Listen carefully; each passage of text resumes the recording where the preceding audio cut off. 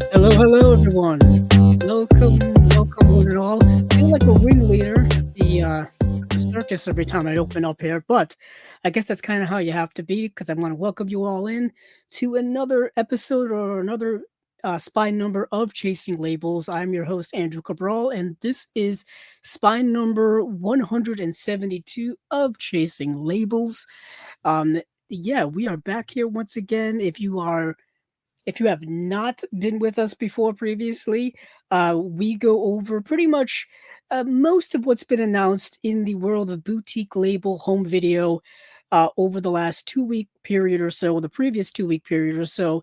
Basically, it's just things that I'm interested in adding to my collection and things that you may be interested in adding to your collection, or things that I just find interesting in general. So it's not everything, it's not all encompassing, but it is most of the big heavy hitters, the big headliners that if you are a movie collector and you pick up a lot of the boutique label stuff, chances are you'll find some things here that you are familiar with, or at least the labels you are familiar with. But we are here starting off a brand new calendar month, pretty much. It is September 2nd as of this recording. Yesterday was September 1st, and typically, we do these every 2 weeks or so, and we do them on Mondays. But since this Monday happened to fall on the first, it also happened to be Labor Day here in the United States, which is a holiday. Also, the first of every month. For those of you who are in the know in the boutique label world, you do know that Vinegar Syndrome and their partner labels drop a whole heck of a lot of announcements on the first of every single month, and I like to at least give myself some time to go through all of them, watch a few of them that I'm interested in, so I can then relay the information onto you guys here. Unfortunately, with it landing on the first, I didn't get much time to go over a lot of those things. So at least gave me a day and a night, or a night, yeah, a night and a day, pretty much to go over some stuff, watch as many of the movies as I could, but alas, not as much as I usually do. So once we get to the Vinegar Syndrome and partner label portion of the show, which will be at the very end, I will, it'll be a little bit shorter than usual just because I don't have a lot to say about things I really don't know about. But I will pick out some stuff that I'm interested in that looked interesting to me, and we'll get to that when we get to that. But first of all, let's do a little bit of some, I guess maybe not catching up, but a little bit of just some extra stuff here. The Chasing Labels merchandise store is up and running now on Etsy. I'm holding up the shirt here for those of you that are the audio listeners. I've been wearing it for the last several weeks on various Chasing Labels related shows, whether it's the main show here in Chasing Labels, or it is the Unwatched Pile or Movies Down Memory Lane, or stuff like that, just to get people to see, hey, we do have Chasing Labels t-shirts and merchandise that is available. Well, it's available now, at least. So if you go to Etsy.com and you type in Chasing Labels, you will find our stuff. It is under the um, title of B-Roll Bandits, because it's not only Chasing Labels merchandise like tote bags and mugs and t-shirts and whatnot, but it is other movie-related themed stuff. There's different designs that Steven has cooked up, that he's done with some graphic designing and whatnot. So that's all available there. I'm assuming there's going to be a link attached here. If there isn't a link attached here already to this video, I will of course go in and attach it myself later on afterward. Um, so I wanted to make sure to mention that now. I will be mentioning it probably at the end of the show as well. So if you do want a Chasing Labels t-shirt, Chasing Labels mug, a tote bag, if you want to carry stuff around in, it is available. There are some other designs, like I said, as well. There's a Michael Bay type of design shirt. There is a M. Night Shyamalan design shirt. There's a couple of other things on there, and then Steven is working on some other things as well. Right now, it's rather limited, just to kind of, get get the ball rolling, if you will. You know what I mean? Just start out small. Things like we only really have t-shirts and not long sleeves or things like that. But we will, obviously expand as we go along with the Chasing Labels merchandise, the B-Roll Bandits merchandise. So Etsy.com, search for Chasing Labels, search for B-Roll Bandits, and our stuff will come up. We did post in the group on Facebook. If you are in the group on Facebook, we posted a the kind of promotional thing for that. We did it also on the Chasing Labels Instagram. There's a promo for the shop on there as well. Um, so yeah, so it's around. I'll mention it again, um, towards the end of the show, but also some other housekeeping things. So a little bit of a collection update. Not much. The 2 weeks go by really, really fast, really fast, especially the last couple of months. The 2 week intervals in between each Chasing Label show goes by in a flash to me. Like I feel like I was just here doing this, so it doesn't give me a whole lot of time to do much of anything. But of course, I do a little bit of collecting here and there. So there is currently going on as of September 2nd. It's still going on at Barnes and Noble, whether it's barnesandnoble.com or Barnes and Noble, their brick and mortar stores. There is a 50% off Arrow sale that is going until the 14th of September of 2025. So if you're listening to this in the future, chances are you may have missed out on it. But if you're currently listening to this or watching this, um, there is a sale going on at Barnes and Noble, 50% off of Arrow titles, US Arrow titles. And I think Amazon's price matching it as well. But if you have a Barnes and Noble store, give them your business and whatnot.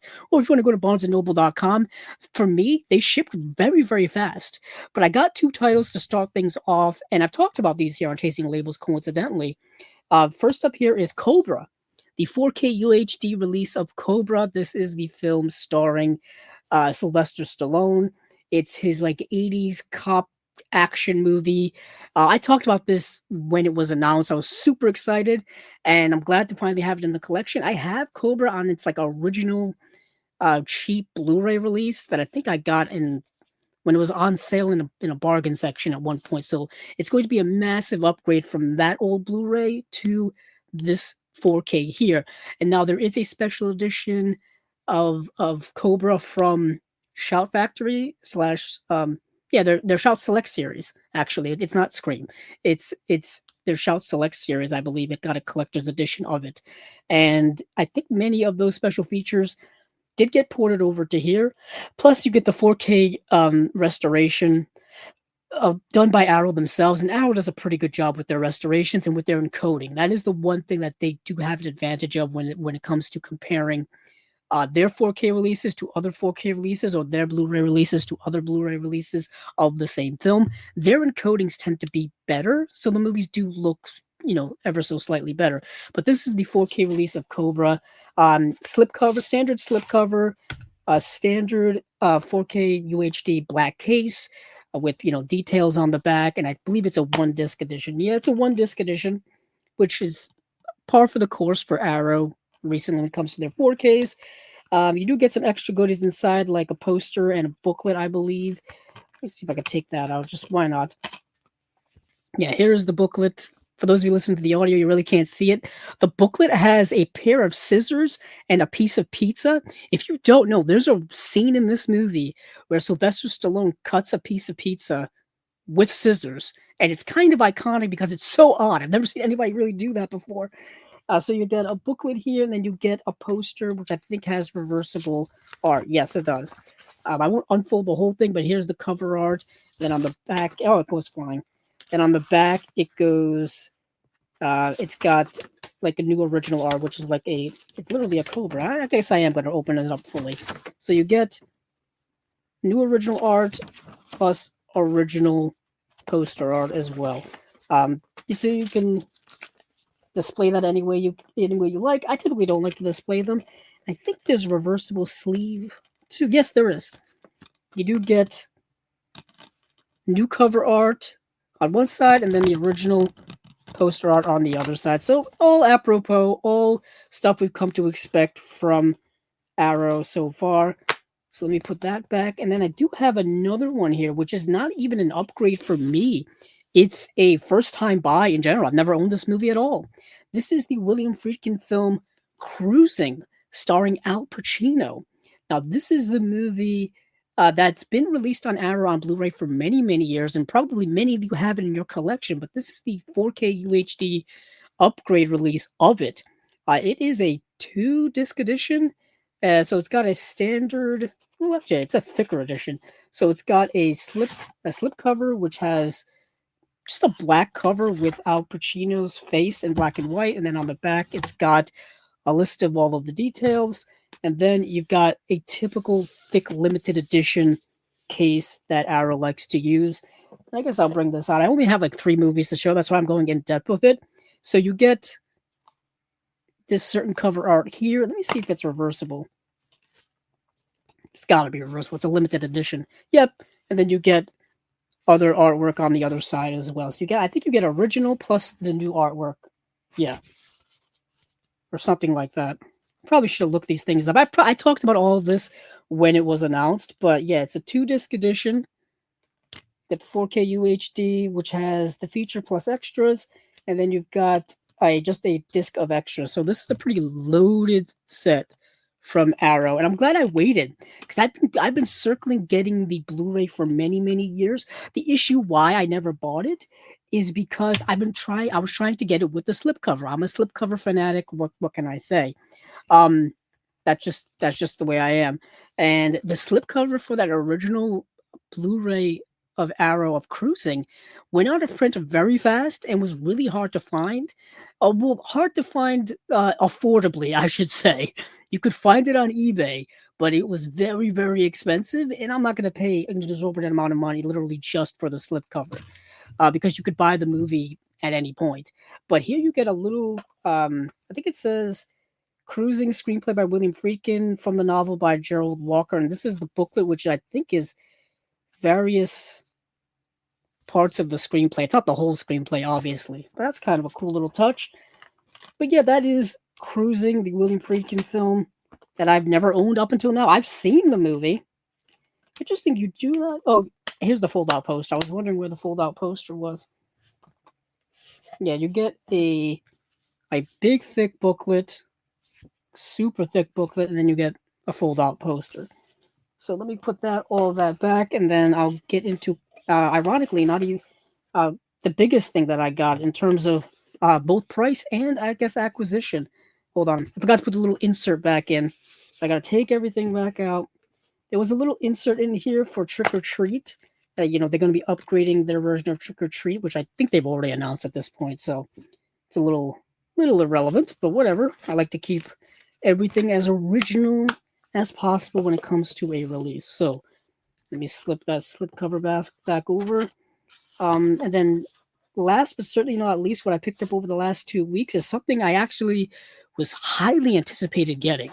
It's probably one of my most anticipated releases of the year, and that is the second sight release of The Nice Guys, the 4K UHD release. Which is super nice. I mean, if you've ever had a second sight release in your collection, they're limited edition specifically. You know how nice they are. I mean, I know everybody's budgets are different and everybody's shelf space is different. I know mine is. But if you have the opportunity to at least get a couple of these in your collection, they're worth the money. They really are. They're a little expensive depending on where you buy from.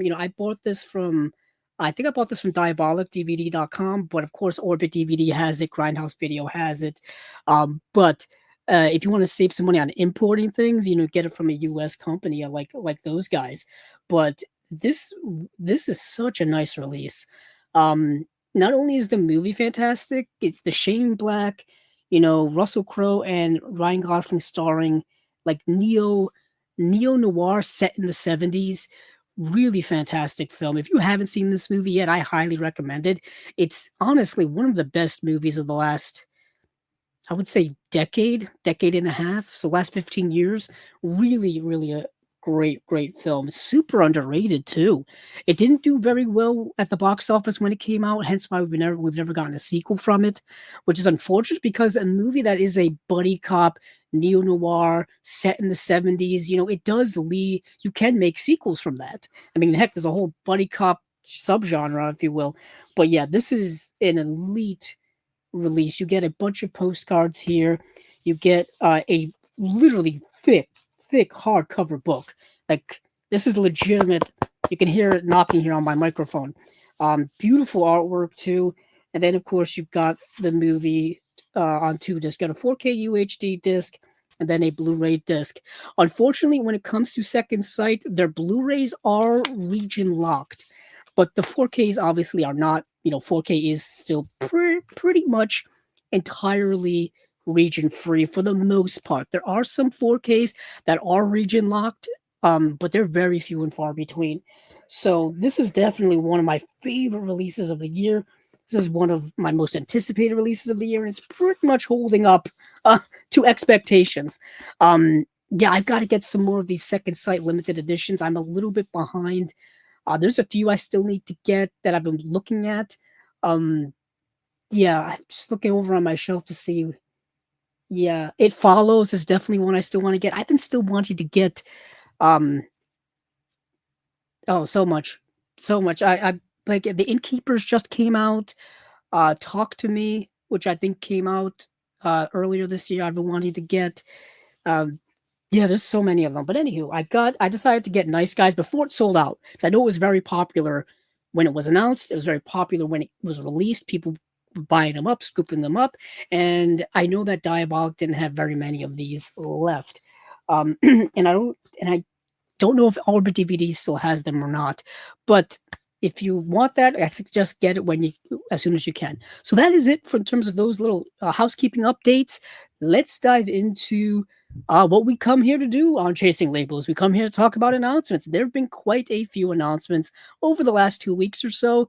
I say that, and yet there haven't really been a lot.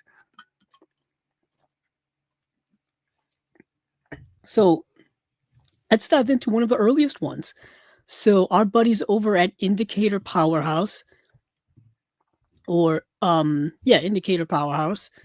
I don't know why I call them that. It's power because it's powerhousefilms.co.uk, but it's Indicator. Our buddies over at Indicator, they're putting out a new box set, a new Columbia Noir box set. This is Columbia Noir #7, made in Britain. So we've got British Noir, if you will. British Noir. These films all primarily are from the 1950s. Yes, they are. Excuse me. They are all from the 1950s, and it's a box set of 6 films. It's A Prize of Gold, The Last Man to Hang, Wicked as They Come, Spin a Dark Web, The Long Haul, Fortune is a Woman, and that's it. And yeah, like I said, they're all from the 1950s. I was fortunate enough to get to watch all of these because this was announced literally, I think, the next day after the last episode. So I was able to dive into all of this. And yeah, this is coming out November 17th. And for those of you, oh, I have I have volumes. Trying to look at my Columbia Noir sets. Thought I had volume. I do have volume one. What am I looking at? Yeah, I have most of.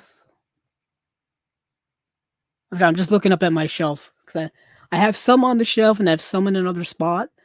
That's what happens when you have things somewhat unorganized. You lose track of things when you need them the most. But I do have one, two, three, four, five, and six. So I do have one, two, three, four, five, and six, and they do have two Universal Noir box sets that I do not have yet, which I still need to get. The thing is with Universal Noir, those films have been released quite a few times by a couple of different companies. If you know the Kino Film Noir box sets, uh, a lot of those movies in those sets are Universal films. I think in Australia, I want to say Imprint's done a couple of their own noir sets too, and those were Universal films. So there's a lot of what I'm trying to say is there's a lot of um, double dipping going on, a lot of overlap when it comes to movies and titles and stuff like that, specifically with Universal Noir films. Universal is notorious for the last forever when it comes to shelling out their back catalog to different boutique labels. They've been doing that for a long time. But anywho, let's get into this Columbia Noir #7. Um, let's see. Let me just read a little bit of what they've said here. Hollywood legends including Richard Widmark, Victor Mature, and Arlene Dahl meet the cream of British talent, including Diana Dors and Jack Hawkins and Christopher Lee, in Columbia Noir #7, made in Britain, a collection of 6 film noir tales from 5 major directors: Mark Robson, who did The Harder They Fall, Terence Fisher, The Gorgon. Terence Fisher is a Hammer director. He's done so many iconic Hammer films, Hammer horror films, or just Hammer films in general, so you'll know his name. Ken Hughes, who directed Chitty Chitty Bang Bang, Vernon Sewell, who directed Burke and Hare, and Sidney Gilliat, who directed Endless Night. Across the six films in this box set, a disaffected soldier hijacks a plane in order to pull off a gold bullion heist. A man faces the death penalty for his wife's death. A beauty queen stops at nothing in her rise to the top. A luckless boxer is lured into a world of mob violence by a femme fatale, classic. An American GI battles mobsters in Glasgow and Liverpool, and an insurance man's chance encounter with an ex-lover leads to arson, blackmail, and, of course, murder. That's a big thing in film noir. This essential six disc collection contains 3 Blu-ray world premieres, 3 Blu-ray UK premieres, and features an array of fascinating contextualizing extras, including newly recorded commentaries, critical appreciation, rare archival short films, and a 120-page book strictly limited to 6,000 individually numbered units. So yeah, it's a massive box set, and they do their box sets really, really well. Indicator does great box sets. Severin does great box sets. Um, yeah, a bunch of companies do really, really good box sets. Radiance does really good box sets. That reminds me that I've got a Radiance box set coming to me in the mail soon. Basically, I've got an idea of what I want to do with my Radiance collection in terms of showing you guys it. Because I've talked about them so much over the last several months and years, really. Coincidentally, they're going to be having a new monthly announcement tomorrow, which will be the 3rd of September. So look out for that.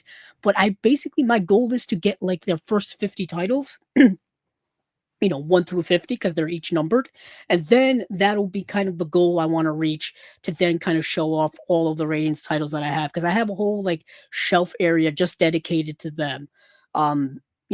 Putting them in order, 1, 2, et cetera, et cetera. They have well over 100 titles now. So they are, they're coming up on, yeah, I'm going to say they're going to be starting another year of putting out Radiance titles. I think they've already got, almost 2-3 years in the bag in terms of Radiance titles. So yeah, got some catching up to do, and then I want to do like a big old like Radiance collection video so far of what I have. But I want to fill in some holes first, basically. But they do really good box sets, and so does, like I said, Indicator does as well. So you have a high definition presentations of A Prize of Gold, The Last Man to Hang, Wicked as They Come, Spin a Dark Web, The Long Haul, and Fortune is a Woman. 2 presentations on Fortune is a Woman with the original UK title sequence, and As She Played with Fire with the US titles.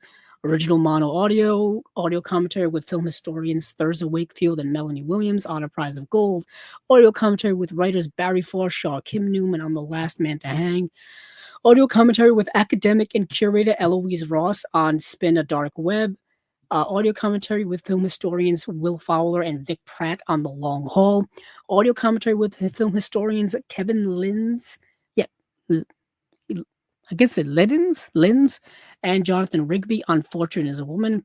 Golden Opportunity is an archival interview with clapper worker Jeff Glover, who fondly recalls his work on his first ever film, A Prize of Gold. Wow, that's a heck of an archival interview there. That's from 2024. The BEHP interview with Bill Luthwaite, an archival video recording made as part of the British Entertainment History Project, featuring the editor of A Prize of Gold in conversation with Glyn Jones. The BEHP interview with Anthony Mendelsohn, archival audio recording featuring the Fortune is a Woman costume designer in conversation with Linda Wood and Dave Robson. Wow, we have another BEHP interview with Maxwell Seton, archival audio recording featuring the producer of Wicked as They Come and The Long Haul in conversation with John Lagarde and Dave Robson. The BEHP interview with Vernon Sewell, archival audio recording featuring the Spin a Dark Web director in conversation with Roy Fowler. There's a Guardian lecture with Eva Montague, Film Fanfare number 5 from 1956, which is a newsreel presenting a lucky competition winner visiting the set of The Last Man to Hang. Lies Lankman on a Prize of Gold, In-Depth Appreciation by the Academic and Film Historian. A Test for Love, a dramatized short from 1937, The Little Ship. Um, uh, it says, Fortune is a woman star. Jack Hawkins narrates this documentary about the UK's first nuclear weapons test. How random is that? Wow. That's there's a ton of features on here. Then there's the 120-page book, which has a list that goes on forever of who's doing stuff in it. I can't read all this, but needless to say, this is another one of their massive, box sets. Their Columbia Noir box sets, which are really, really good. And we haven't gotten one in a little while. I don't think we've got one since last year, since 2024. Um, I have it too. Columbia Noir number 6. Hold on, let me get it.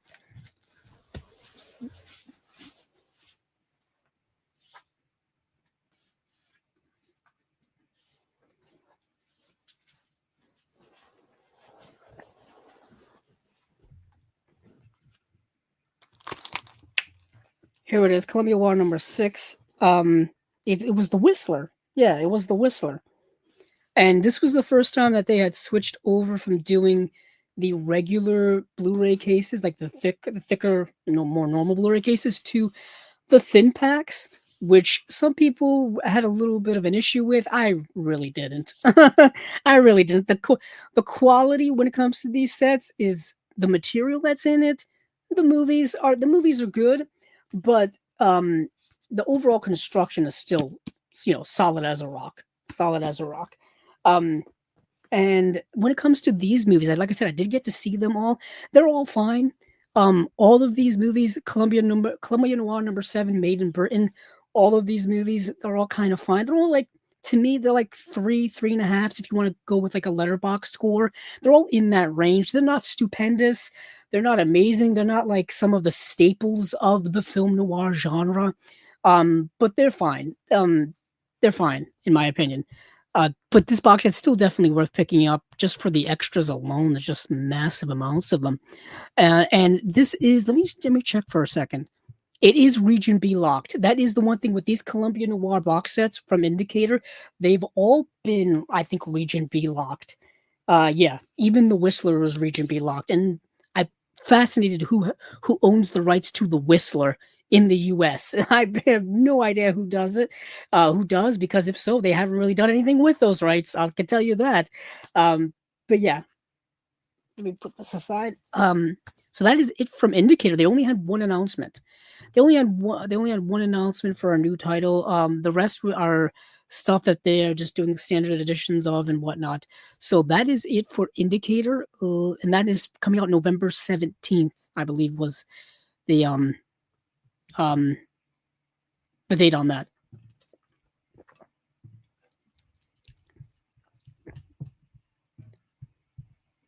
Let me see what I have continuing in my notes. Why not? Let's go over to Umbrella because I just happen to have the tab open. So Umbrella has 6 announcements that they dropped. Lake Mungo, Angel's Egg, Quest for Fire, GI Samurai, also known as Time Slip, Bambi the Reckoning, and Dust Devil. So Dust Devil is getting a 4K release not only from Umbrella, but they're also getting a 4K release from Kino as well. That was one of the Kino announcements that we're going to go over later too. But let's get into these releases a little bit. I did get to see all of them except for Bambi the Reckoning. The reason being is I kind of don't have any interest in it. I'll be frank. I'll be honest with you guys. These Disneyfied horror movies that they're doing are not very good. They're not very good to the point where like I don't really care about them. I did watch the first one, which was what was it, Winnie the Pooh, Blood and Honey, or something like that. It was literally the worst movie of the year it came out to me, that I watched, and I was just like, I can't donate more of my time to this, specifically for here on Chasing Labels, where I'm so pressed for time when it comes to being able to watch as many of these as I can, depending on when they drop. Excuse me, depending on when they drop.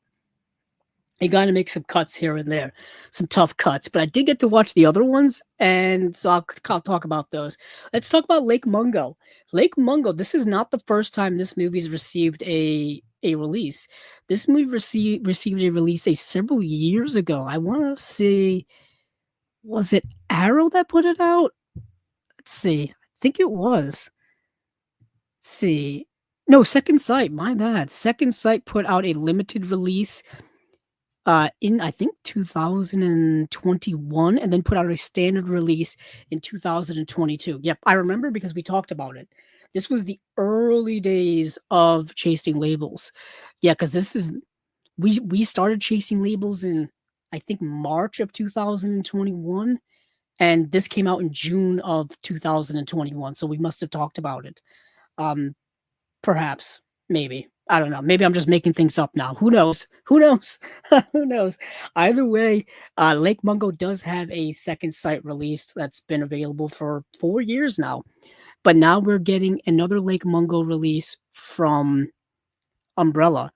And let's see, an essential Australian horror heralded as masterpiece and atmosphere, only available from Umbrella web store. You get the Lake Mungo Collector's Edition. So once again, in Umbrella fashion, you get like their web store exclusive deluxe edition, collector's edition rather, with a bunch of extra stuff, or you can just get like the regular edition. So new, Lake Mungo Revisited, a 3-hour retrospective featuring the cast and crew of Lake Mungo, a 100-page hardback book featuring behind-the-scenes content and essays, a 100-page softback book featuring original shooting script. That's kind of cool. Matt's photos, a scrapbook of Matthew Palmer's photography, custom artwork, rigid case designed by Time Tomorrow, custom artwork slipcase designed by Time Tomorrow, eight art cards plus a reversible poster, limited edition numbered release. Um, yeah, so Lake Mungo is an interesting movie. So 16-year-old Alice Palmer drowns while swimming in a local dam. When her body is recovered and the verdict of a accidental death is returned, her grieving family buries her. The family then experiences a series of strange and inexplicable events centered in and around their home, profoundly unsettling. The Palmers seek the help of a psychic who discovers that Alice led a secret double life. A series of clues lead the family to Lake Mungo, where Alice's secret past emerges. Directed by Joel Anderson. So this movie is a mockumentary. It's a horror mockumentary, uh, found footage esque mockumentary.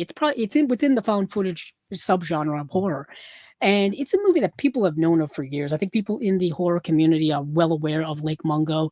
Some people love this movie. If you go on the letterbox, there are people who think this is a masterpiece. And there are people who think it's kind of boring and don't really vibe with it at all.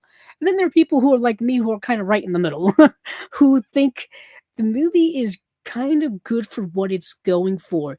This movie is less so about being scary and it's more so about being atmospheric, but it's also more so about exploring the process of grief within this family than it is being like a ghost story. There is like there's spooky things in it. Like there will be photographs where you'll see like a figure in the background. Oh, what is that? There will be like creepy things happening, like doors opening uh by themselves or sounds coming out of nowhere. Paranormal activity stuff. We know these things. Um, so the movie has that type of atmosphere around it. To me, where the film I think lacks for me is the interview sequences with the family is lacking a little bit in like emotion and passion of the situation. I guess it's a family dealing with grief from the perspective more of being in shock rather than being overly emotional. There are some people who process grief very differently. There are people who are incredibly outward, incredibly emotional, crying and yelling and screaming and all that kind of stuff. Then there are people who process grief internally. Everything is inside. All their emotions are all inside. They're quiet. They're still. They're kind of look off into the distance, if you will. You know what I mean? There's different ways to process grief. So this movie's kind of exploring that in a way. Uh, I would say people check it out if you haven't seen it already and you're into kind of the found footage subgenre, because I think it's a staple of that. If you like Paranormal Activity, like I just said, if you like the Blair Witch Project being the most notorious one, if you're into all of that stuff, definitely check this out. I know our good friend Sarah Appleton did a documentary, found footage phenomenon, um, all about the found footage subgenre, and I believe Lake Mungo was mentioned in it. So that is a Lake Mungo. Let me see. Yeah. Oh, there's also a ton of special features here. I didn't even mention.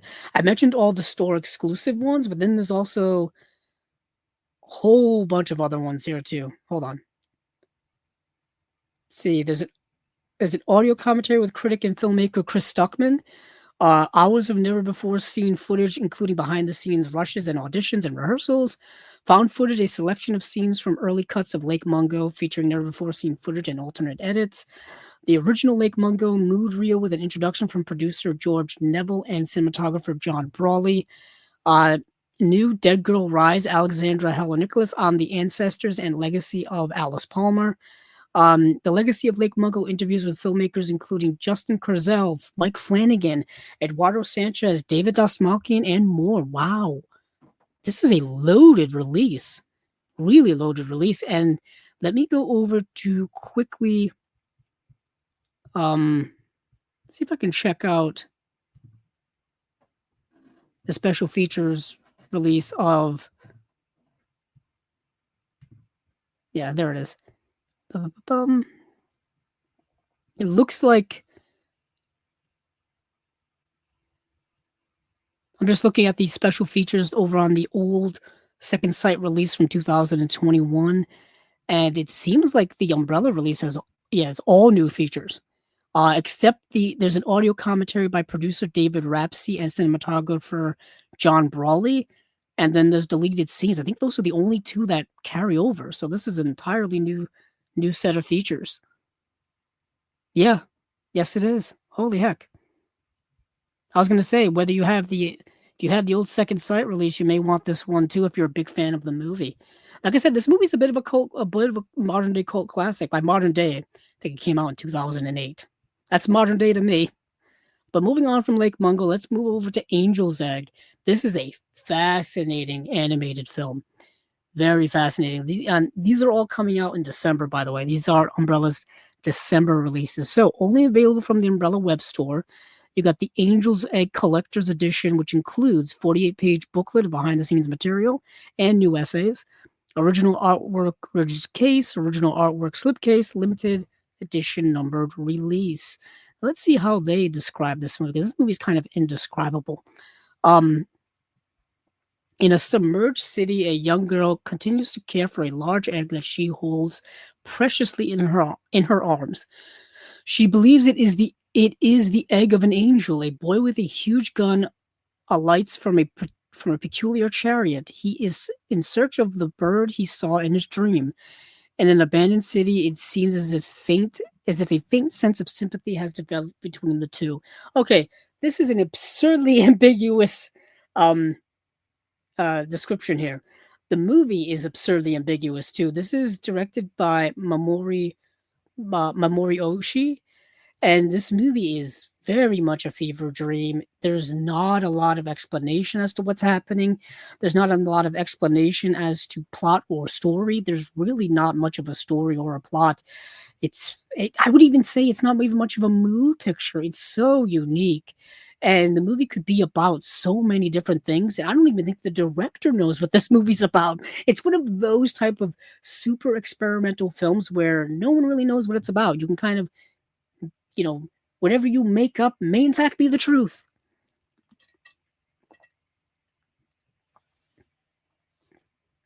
But the extras, other than what I just mentioned, there's a new audio commentary with horror cinema writer Amber T. New The Influence of Angel's Egg with anime expert Andrew Osmond.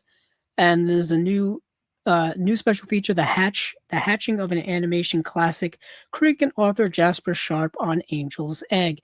New in conversation with Mamori Oshii, which was a Toronto International Film Festival Q&A. It just excerpts from that.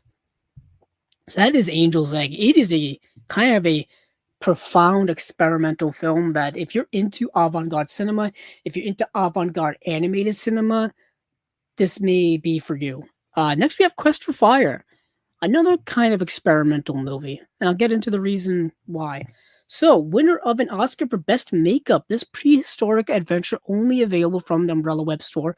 Quest for Fire Collector's Edition includes 48-page booklet, custom designed rigid case using original artwork, custom designed slipcase using original artwork, custom designed book using original artwork, 8 art cards, reversible poster. So let's see how they describe this movie. Oh boy, not much of a description here. Set 80,000 years ago, the film follows a small tribe's desperate journey to rekindle the flame that sustains their survival. Directed by Jean-Jacques Anand, sorry. Um, so this movie is, like I said, it's set 80,000 years ago. It stars Everett McGill and Ron Perlman. You'll recognize Ron Perlman right away in this movie. This movie has no dialogue in it, no spoken language that we know of. it's it's set with the characters are all cave people.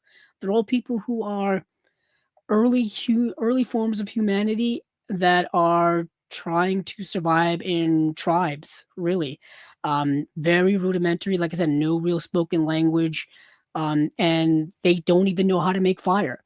They have a fire, and due to certain circumstances, the fire goes out, and they don't know how to reignite it, and they need the fire, or to them, the fire is sacred, or we're not really quite sure, other than it's important.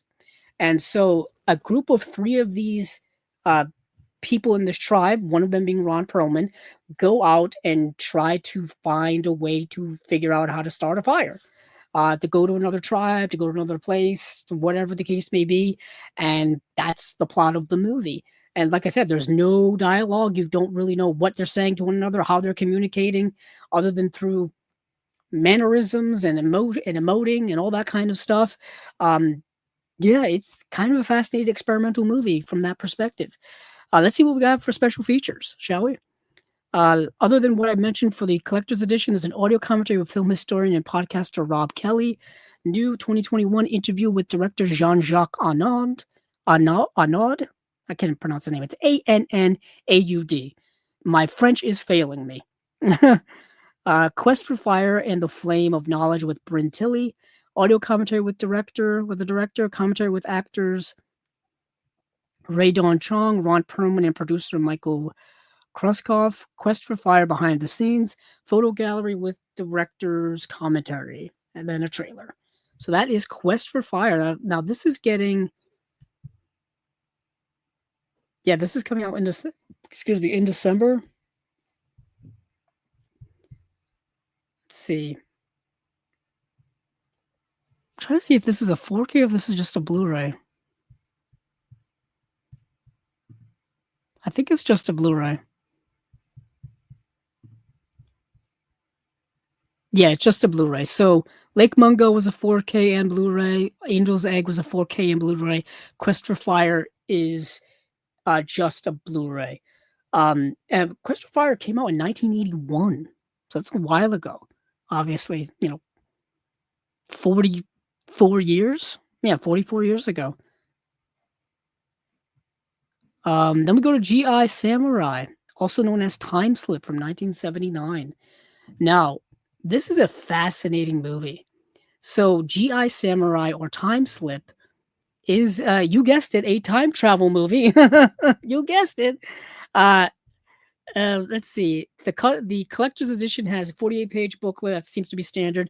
Custom rigid slipcase, custom slipcase, 8 art cards, reversible poster. That's the general collector's edition modus operandi here. So, have you ever wondered how a tank would fare against an ancient army? Strap in for the action-packed, genre-bending spectacle G.I. Samurai, starring martial arts legend Sonny Chiba. That's the reason to watch this movie. That's the reason right there. So let me get to the description. So when a modern-day Japanese self-defense force platoon led by Lieutenant Yoshiaki Iba, Sonny Chiba, is mysteriously transported to Japan's Warring States era. They find themselves in a world of samurai, warlords, and endless conflict. For Iba, survival isn't enough. He sees a path to seize power, forging an alliance with a ruthless daimyo in a bid for supremacy. Directed by Kosei Saito. Um, Haruki Sanada's in the movie as well. But Sonny Chiba is the one you're here for. So it's a time travel movie where a modern day Japanese army force battalion with tanks and machine guns and everything get basically transported back to samurai times, to feudal Japan, where you've got all of these different warring factions and daimyos and all kinds of stuff and whatnot, and they kind of thrust themselves into it. Oh, screw the space-time continuum, forget about that nonsense. They don't care about those things. We're just here to forge alliances and kick ass. That's kind of what the movie is. But it's way more serious than that. It's a movie that takes itself, I would say, damn near too serious for the general premise, and it's a long movie too. This movie is about 2 hours and 18 minutes, a little too long. Like, there are several points towards the end of this movie where I'm like, "Okay, we can end it now, like, everything is done," but no, they just keep pushing more and more stuff going on and on. So the movie is a bit lengthy. And yeah, it's an interesting, fascinating movie. Like I said, GI Samurai going back in time with tanks and machine guns to samurai times. Let's see what happens. So there's a new audio commentary with author Patrick Macias. New boy, I'm gonna butcher this. Jitageki with tanks, Jitageki with tanks. A conversation with GI Samurai screenwriter Toshio Kamata. Interview with actors Sonny Chiba, Isao Natsuyaga, Hiromitsu Suzuki, Kamayatsu Monsieur, Jun Ito, and Isao Kureishi. And then there's an interview with tank owner E.G. Suzuki. Cool. I do want to see for a second if GI Samurai was included in any of the Sonny Chiba box sets that we've been getting. I don't think it has not. No, because I know that Shout Factory had put out 2 Sonny Chiba box sets, and I don't think it's in either of those. It's not. Okay. Just checking. Just curious. So that is GI Samurai. Let's see. We're gonna skip over Bambi the Reckoning because like I said, I have no interest in it. Let's go to Dust Devil because this is kind of a fascinating movie. And this movie is getting a bunch of different kind of versions of different collector's editions. You can get a collector's. So the movie is directed by Richard Stanley. So they are. So you can buy a. You can buy. You can get like a multi-movie pack of like Dust Devil and Hardwire and I think Colors Out of Space. So you can get all 3 of them, or you can get just Hardwire and Dust Devil. You can get like ones with T-shirts and collector's items, and there's a bunch of different options here you have. But just for our intents and purposes, let's go with just this collector's edition here that we're going to talk about. So only available from the Umbrella web store, Dust Devil 4K Collector's Edition includes 100-page hardbound book, a 100-page softbound book with that's the script and storyboards and stuff like that. You got custom designed books using pre-production artwork and posters, custom designed rigid slipcase, custom designed slipcase, exclusive custom T-shirt design, and you can choose what size you want there, small through all the usual sizes. It's got small through 4XL, so plenty of options. 8 art cards, reversible poster, limited number release. Excuse me. Let's see. Description. A nameless man hitchhikes the abandoned roads of an endless desert in search of death, sacrifice, and lost souls. The last police officer and a woman on the run from her husband must face the devil himself to make it out of the red-hot furnace alive. That is Yeah, that's generally what the movie is about. Let me go over to my letterbox to see if there's a better description of Dust Devil than that. That's very ambiguous. Very ambiguous. The movie's more supernatural based than that. The movie is very much is all about like vibes and things like that. Huh. Yeah. So a woman on the run from her husband encounters a mysterious hitchhiker. Okay, that's not much of a description, but that's kind of generally what it is. The movie is very violent and very sexual. So if you're not into either of those things for whatever reason, this movie's definitely not for you.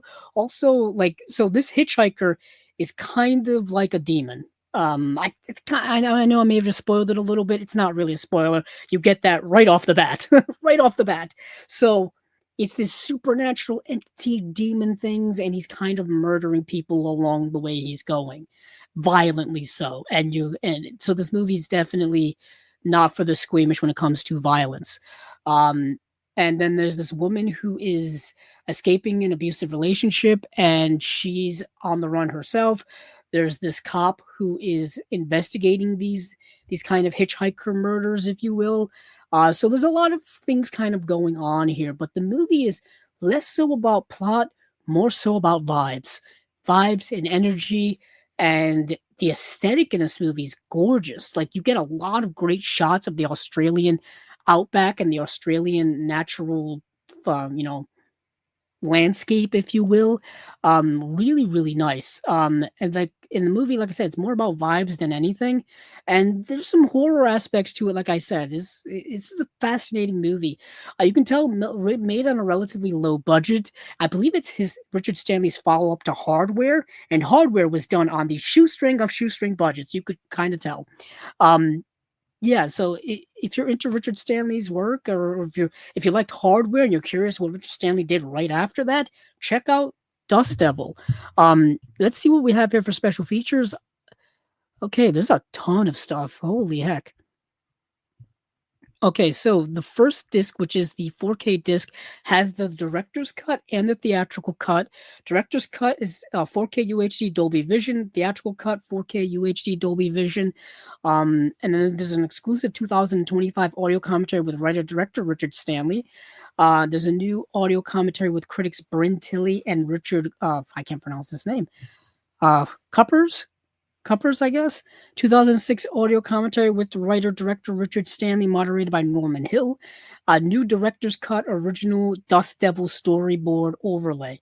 And then disc 2 is the Blu-ray disc, which has the director's cut on a 4K master, and a work print cut with an introduction by Richard Stanley.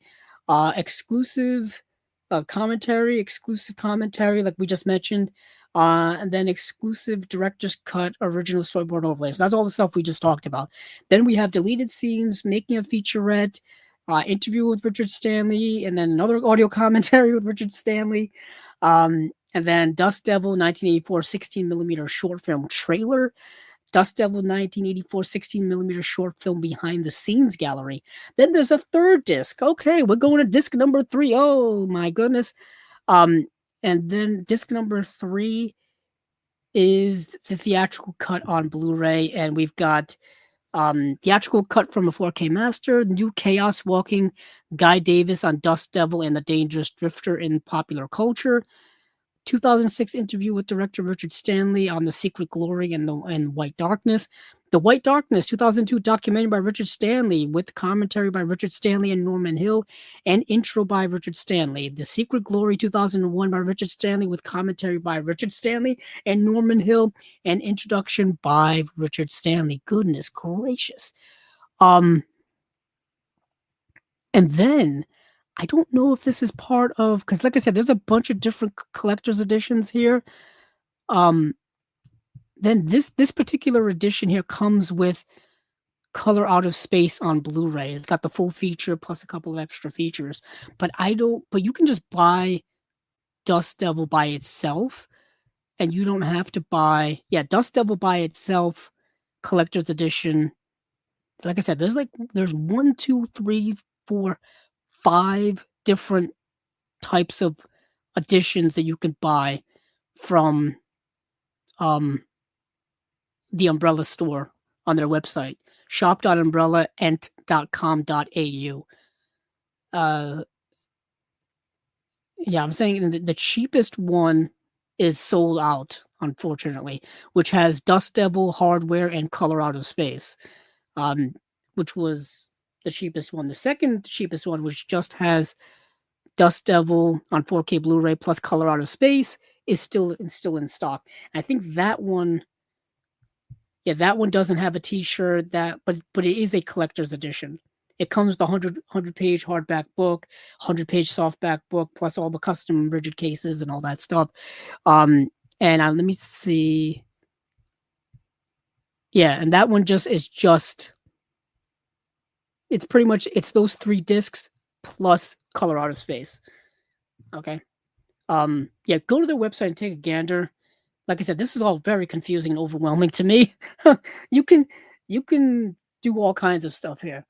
Um, Hopefully I broke it down a little bit for you guys. I think to me, when it comes to collector's editions, when it comes to getting different things like t-shirts and swag and figurines and postcards and art cards and posters and all that stuff, to me, that stuff's cool. You know what I mean? That stuff's always cool. But to me, the on disc content is what I most prioritize. Like, is that up to snuff? Is that the good stuff? You know what I mean? And in this case, it looks like it is. We get a lot of stuff here. So that's the most important thing to me. The extra stuff is cool, but it's not my priority. But let's move on from Dust Devil. Hold on, I went the wrong direction on that one. Let's move on from Dust Devil. I think that's it.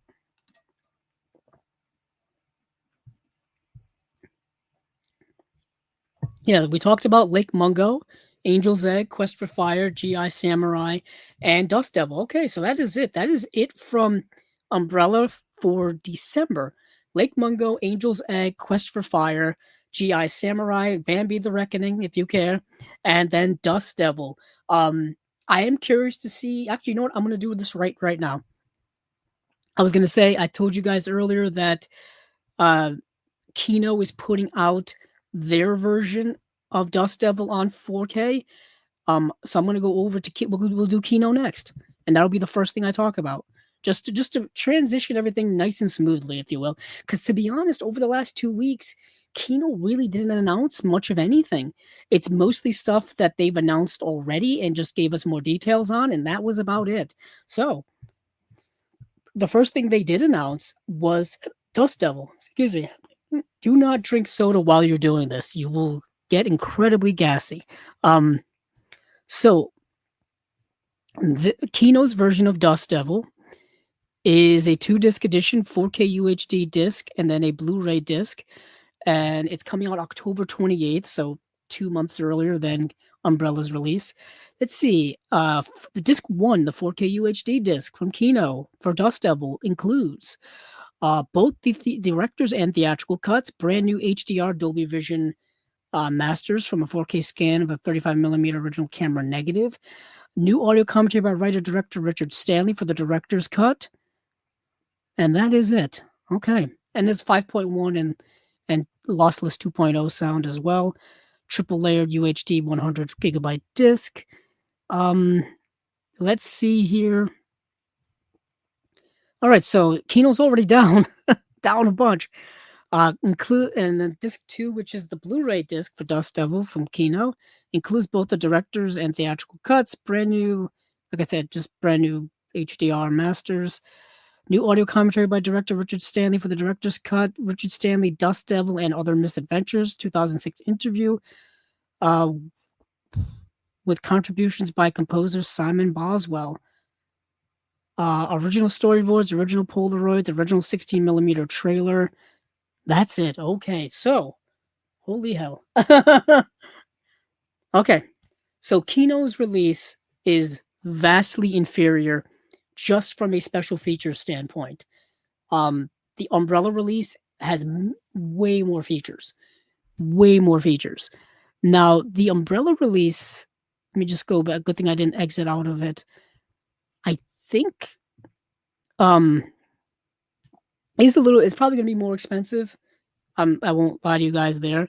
It'll probably be, $70 or $75 versus a standard Kino 4K release is about 30, about 20 usually 27.99 on places like Orbit DVD. So about 30, a little over 30 we figure with shipping and tax and whatnot. Um, but let me just see. I just want They didn't mention anything. Oh, it does have Dolby Vision. Okay. So you get Dolby Vision with the Umbrella release as well. That's what I was checking on because I know some people uh, put a lot of importance into those things, into the HDRs. Um, yeah. So yeah, the Umbrella edition is way more. It's just it blows Kino out of the water. But if you don't want to spend that much, if you don't want to import, be honest, the Umbrella stuff you kind of have to do import for the most of the part, for most of the time, especially their collector's editions. Sometimes, not all the time, sometimes, because they are limited. They are rather limited. You tend to sell out. Sometimes they sell out in pre-order form, but you never know. But I just want to make sure you guys are aware that there are two different Dust Devil 4Ks coming out. One from Kino, one from Umbrella. The Umbrella one has many more special features. It's a 4 disc set, including Color Out of Space. The Kino set's only 2 discs, and it's got much less special features, much less. But let's move on and see what else Kino has coming. Like I said, not much. They're doing the Cat and the Canary. I think I talked about this last time because they had announced it coming October 28th. The Cat and the Canary, which is getting a 4K UHD release. Now I mentioned it before. Where did I put you? I don't even know where it is. You know what? I think it's in a stack I've got over here of horror films. I've got a stack of horror films I've got to put in my horror section. I think that's where I have my Eureka edition of The Cat and the Canary. But either way, we will press on. So this is The Cat and the Canary from 1927, 2 disc edition from Kino, 4K UHD disc, has a brand new brand new UHD SDR master by Photoplay, a 4K restoration from original nitrate prints, new audio commentary by film historian David Del Valle, um, and silent film expert Randy Haberkamp. New audio commentary by film historian Anthony Slide. Music score composed by Neil Brandt, conducted by Timothy Brock, and lossless 5.1 surround and lossless 2.0 audio. Disc 2, which is the Blu-ray, same restoration, same audio commentaries. It has Rebus, film number 1, 1925 short by Paul Lenny. And then The Cat and the Canary trailer from 1939. Interesting. That is it. Just for the sake of argument, let me check The Cat and the Canary from Eureka. Let's see. Bum.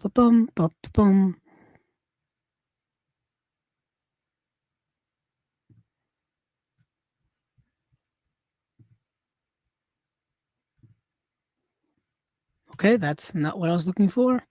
So Blu-ray.com has a terrible penchant for putting news stories about different releases under other releases. Throws me way, way off. Let's see. So The Cat and the Canary. So yeah, the audio commentaries are different. It's got a new video, and the Eureka one has 2 different audio commentaries. Mysteries Mean Dark Corners, a brand new video essay by David Cairns and Fiona Watson. Pamela Hutchinson on The Cat and the Canary, a brand new interview with writer and film critic Pamela Hutchinson.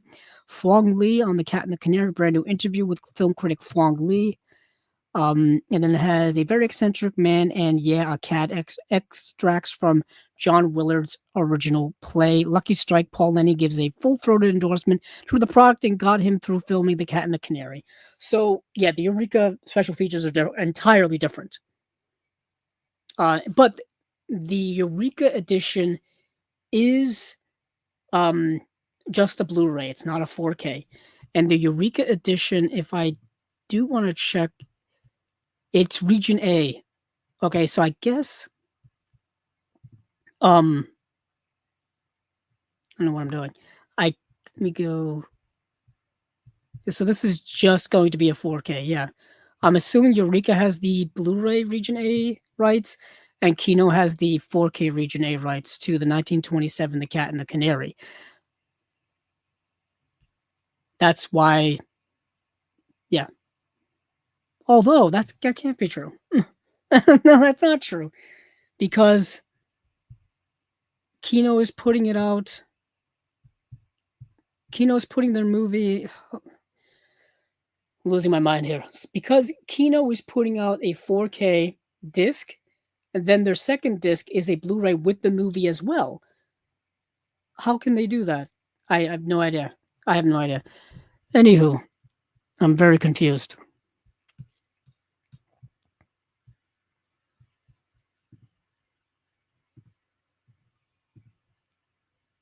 Yeah, because it's the 1927 version. That's so weird. Um, who knows? Who knows rights issues? I don't. But let's move on from there to what else Kino has cooking. Dan Curtis's classic Monsters. We talked about this already. It's coming out October 28th. Um, got a bunch of special features. Introduction to all films by Jeff Thompson, author of television horrors of Dan Curtis.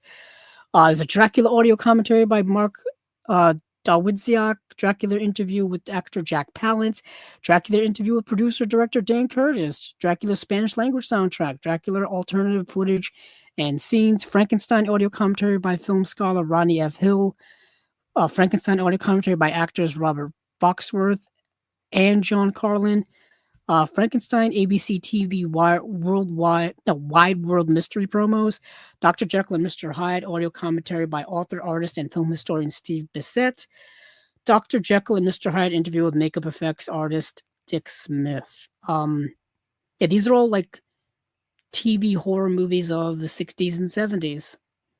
That's what all these sets are. These sets really have. It would be nice if they would have listed off the movies, but I think I've talked about them already. Let's see. Let me go over to see if Blu-ray.com. Yep, it's Dracula, Frankenstein, The Strange Case of Dr. Jekyll and Mr. Hyde. Probably should have guessed that. And these are all the TV version movies from the 1970s. And, like I said, 1960s as well. Okay. That is it. That's it from Kino for the last 2 weeks. They've been really quiet. Super duper quiet over the last little while. So we've done Indicator, we've done Umbrella, we've done Kino. Let's see. Boy, not much else in terms of slates. We'll go to Arrow. Let's go to Arrow, shall we? Shall we dance? Let's dance. So Arrow announced their November releases. Okay, so they announced their November releases, and we've got The Mask, the 1994 Jim Carrey film. We have Outland from 1981, starring Sean Connery. We have Red Planet from 2000, starring Val Kilmer and Carrie-Anne Moss. Speak No Evil from 2022. That's the original one. They just did an English language remake of it like last year. Deadly Friend from 1986. That's already been released on Blu-ray once upon a time. And then we have the classic The Apartment, the Billy Wilder film. I have their Blu-ray right here. I have it right here. This is in my opinion, one of their best catalog Blu-rays they've ever put out. Arrow is The Apartment. It's such a beautiful movie. Beautiful not only as a film, but beautiful also in this edition. Looks amazing. I was wondering if they were going to be putting out a 4K of this at any point because there was already a 4K of this movie put out by Kino a little while back. So I was hoping that maybe Arrow would follow suit and put out their own 4K. This is such a beautiful edition. One of my favorite editions actually in my collection. It honestly is. And part of it is because I love the movie so much. Starring Jack Lemmon, Shirley MacLaine, Fred McMurray. I believe it was a Best Picture winner in 1960, I want to say. Best Picture winner. I love this movie so damn much. Such a great movie. Oh, oh, I love it. Um, Written by Billy Wilder, directed by Billy Wilder. The man could write a screenplay and he could direct a film. One of my favorites. So that's getting an upgrade. But let's get into some other things here. First up, and I know this is very exciting for a lot of people from my generation, a lot of the millennials. This is Jim Carrey's smash hit, The Mask, is getting a 4K release for the first time.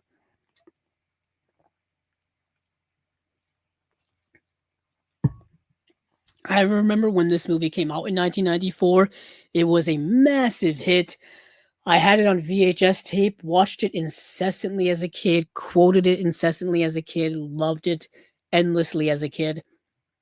And I've known the movie ever since. I've quoted it ever since. Um, yeah, it's what a movie. And it's needed an upgrade for a while. It's only ever gotten a Blu-ray release that's been kicking around for many, many years. Let me check the original Blu-ray release and when it actually came out. So, The Mask, oh sweet Jesus, 2008.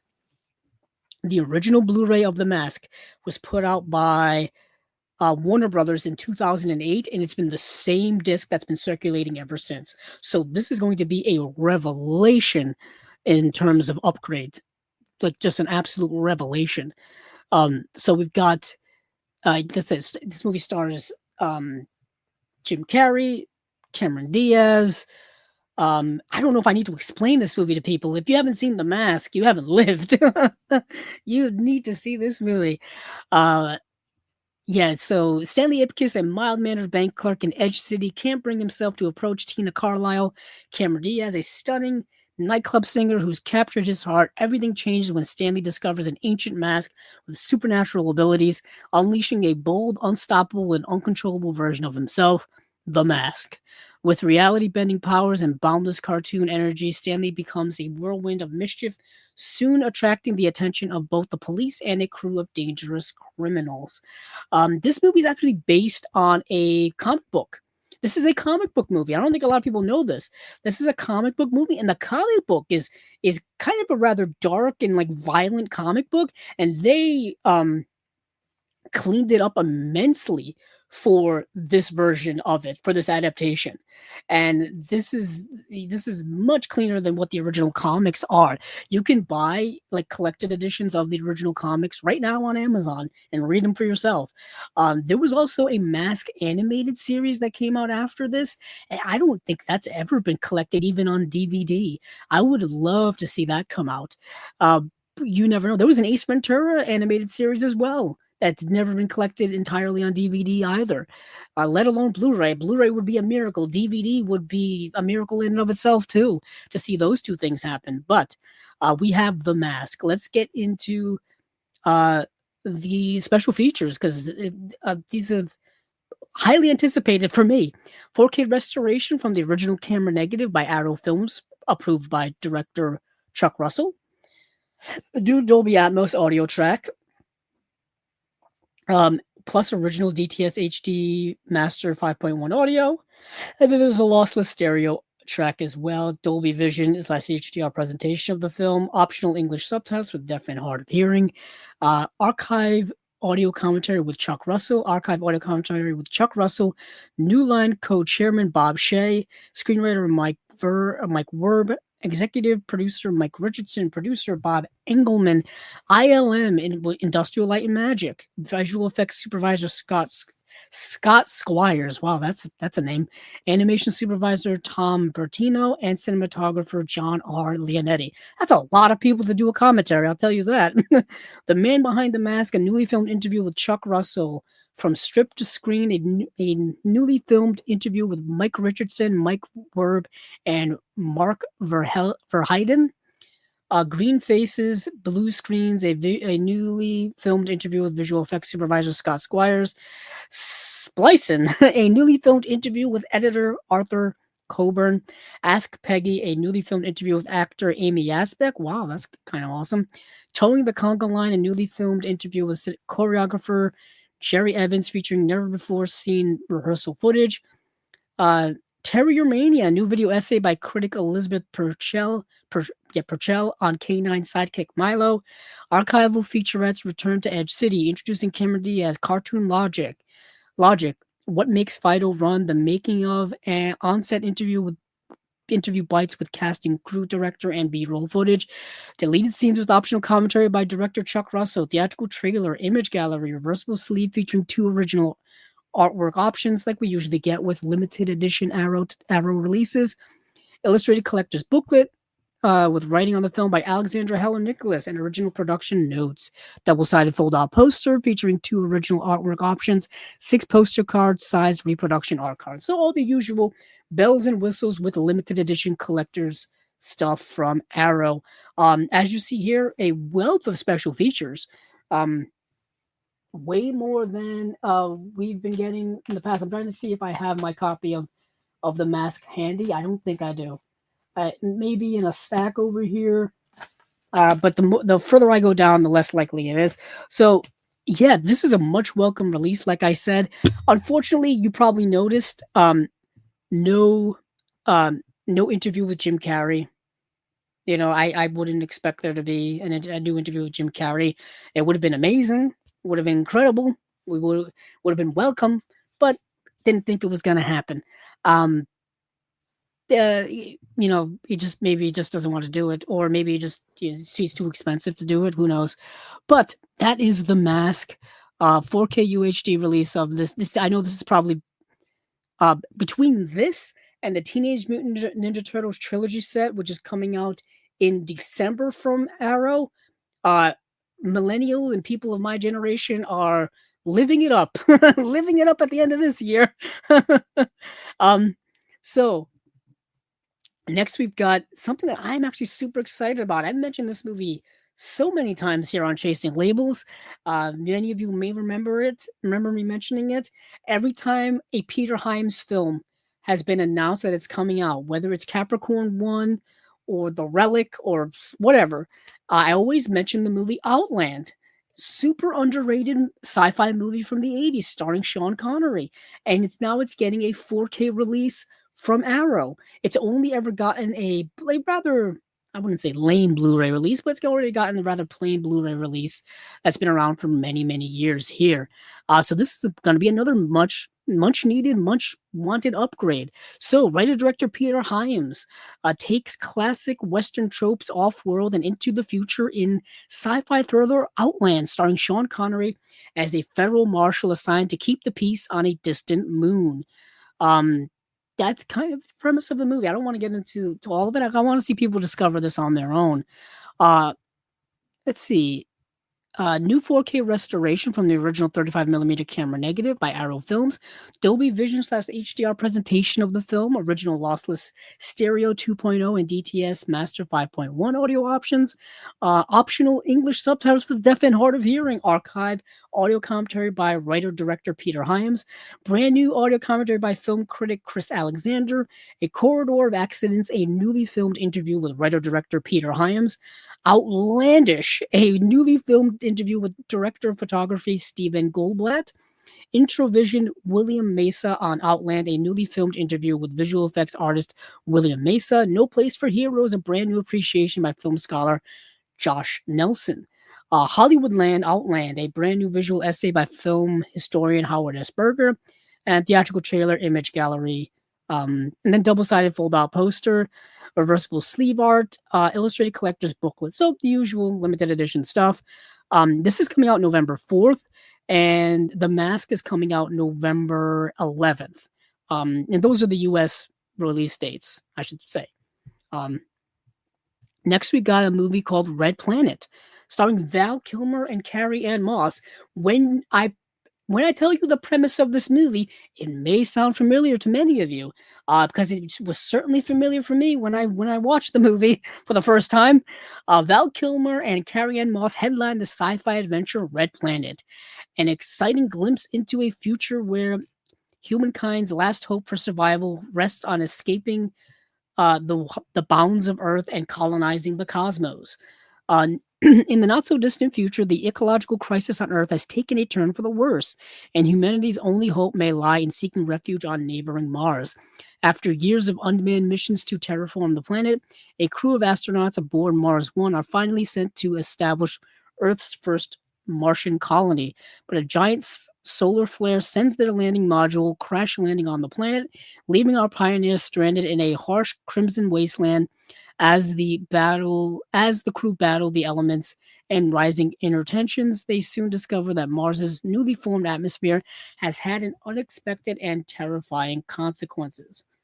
Um, so like I said, sounding familiar to you, uh, a crew or crewman, uh, in this case, it's an entire crew, gets stuck on Mars, and they've got to survive and escape it. And to do so, they have to traverse the Mars atmosphere, traverse the planet of Mars to find a way to escape it. It sounds exactly like the premise of The Martian, starring Matt Damon. Similar. To be honest, I know that the book I think came out in 2011. Uh, and this movie came out in 2000, but it takes a lot of those elements and and the Martian takes a lot of the elements from this and kind of utilizes it in the book, and then the book was turned into the movie by Ridley Scott. But it's very similar. Like they even at one point they even use old equipment to communicate with the ship that's flying around the planet, if you will. They use older equipment that's been on the planet for a while to communicate with outside of the planet. Very similar to what Matt Damon did in the movie The Martian. He has to traverse Mars to find uh, another ship that's been there for a while to escape. I mean, it's very similar. Now, granted, a lot of these types of movies have existed for decades. Being stranded on a planet, being stranded in a foreign land, being stranded in another galaxy, being stranded somewhere, and having to traverse unknown terrain to find your way out of it. That's this general premise of most of those types of movies. But I'm just saying, this one was like very close to The Martian, and I was just the whole time I'm like, wow, I've seen this movie before. It's The Martian, um, and yeah, it's very interesting. Just I found it fascinating. But special features here. Dolby Vision HDR presentation of the film, original lossless DTS HD master audio, 5.1, optional English subtitles for the deaf and hard of hearing. The Martian Chronicles, a brand new interview with visual effects supervisor Jeffrey A. Okun. Suit Up, a brand new interview with helmet and suits designer Steve Johnson. Angry Red Planet, a brand new visual retrospective with film critic Heath Holland. That's kind of cool. That's Serial at Midnight. For those of you who may follow Serial at Midnight, that's Heath Holland. Deleted scenes, theatrical trailer, reversible sleeve featuring original and newly commissioned artwork, illustrated collector's booklet featuring new writing on the film as well. Coming out November 18th. Okay. So that's the movie Red Planet. Like I said, Val Kilmer, Carrie-Anne Moss. There's a couple of other actors you will definitely recognize in the movie. They're in it for a brief amount of time. Let me get the old cast list up here on IMDb. So, blah, blah, blah. Let's see. Oh, Terrence Stamp, rest in peace, Terrence Stamp, Tom Sizemore, Benjamin Bratt, Simon Baker. So they all make up this crew of people. Obviously, the two main ones are Val Kilmer and Carrie-Anne Moss. It's very sad that most of the people in this movie have, passed away. And the movie's only 25 years old. Val Kilmer, of course, recently passed away. Tom Sizemore, I believe, passed away a few years ago. Terrence Stamp was just lost recently as well. Yeah, interesting. Just sad coincidence. Oh boy, time is undefeated, people. Time is undefeated. So next we have Speak No Evil, which debuting at the 2022 Sundance Film Festival. Christian Taftrop's Speak No Evil, co-written with his brother Mads, is a shockingly psychological horror film which stunned audiences and critics alike, leading to a Best International win at the Fangoria Chainsaw Awards and a 2024 Hollywood remake starring James McAvoy, which many of you probably are aware of. So this is a Danish film. So during a summer vacation in Tuscany, Italy, a reserved Danish family, Bjorn and Louise, and their young daughter Agnes befriend an outgoing Dutch couple, Patrick and Karen, holidaying with their young boy Abel 4 months after returning home. Uh, yeah, 4 months after returning home, Bjorn receives a surprise postcard from Patrick inviting the Danes to spend a weekend at their countryside house in the Netherlands. But when Bjorn and Louise arrive, supposedly idyllic and relaxing weekend soon starts to unravel as they try their very best to stay polite in the face of mounting unease. So what we get here is a we've seen a lot of these, a like an Eastern European thriller, if you will, like a disturbing, uneasy thriller. As you can imagine here, this family goes to visit this other family thinking that, hey, we're just going to, have a good fun time. We got along so well. We met on this vacation. And then things are not really quite what they appear to be. What's interesting about this movie and its remake, this may be sacrilege. I kind of like the remake a little bit more. And I don't want to get into particulars why, because that would be spoiling plot points and things like that. But I kind of like the remake a little bit more. I'll just say that. But let's get into the special features, shall we? Let's see. High definition presentation. So I guess this is just a Blu-ray. Yeah. High definition presentation, original DTS HD 5.1 master audio. Brand new commentary with co-director and writer Christian Taftrup and co-writer Mads Taftrup, recorded exclusively for Arrow in 2025. 6 never-before seen deleted scenes with optional commentary by both of those guys. Tragedy of Manners, a brand new video essay by filmmaker Jen Handorf investigating the illusions of safety within civility. Interesting. Original trailer. So that's it.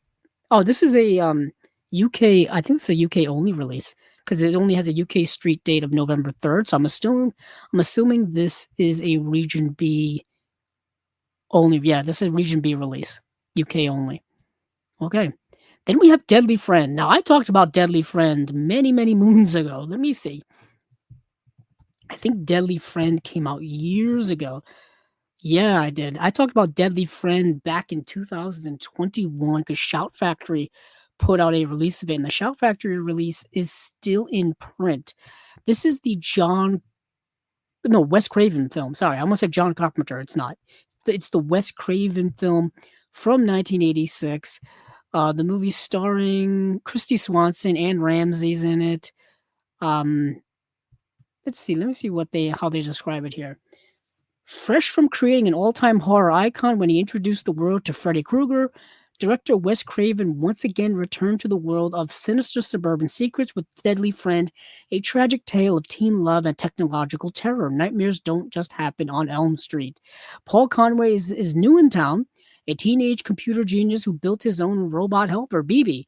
He lives alone with his mother, but is soon settling in, making new friends, and falling in love with the girl next door, Samantha. But Samantha's father is an abusive alcoholic who one night loses control, leaving his daughter in a coma. Unable to accept the loss, Paul turns his genius toward bringing her back with deadly results. And you can imagine what the deadly results are. It's the classic, the Pet Cemetery situation. You shouldn't bring things back from the great beyond, if you will.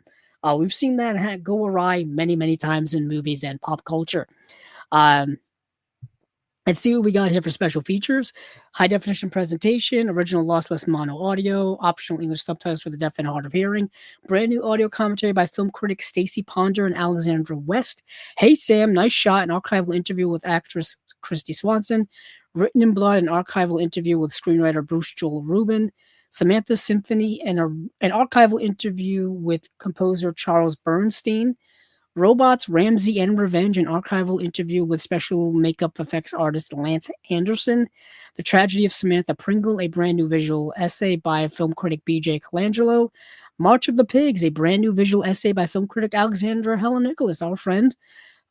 Trailer and TV spots, image gallery, reversible sleeve with original and newly commissioned art, illustrated collector's booklet featuring new writings.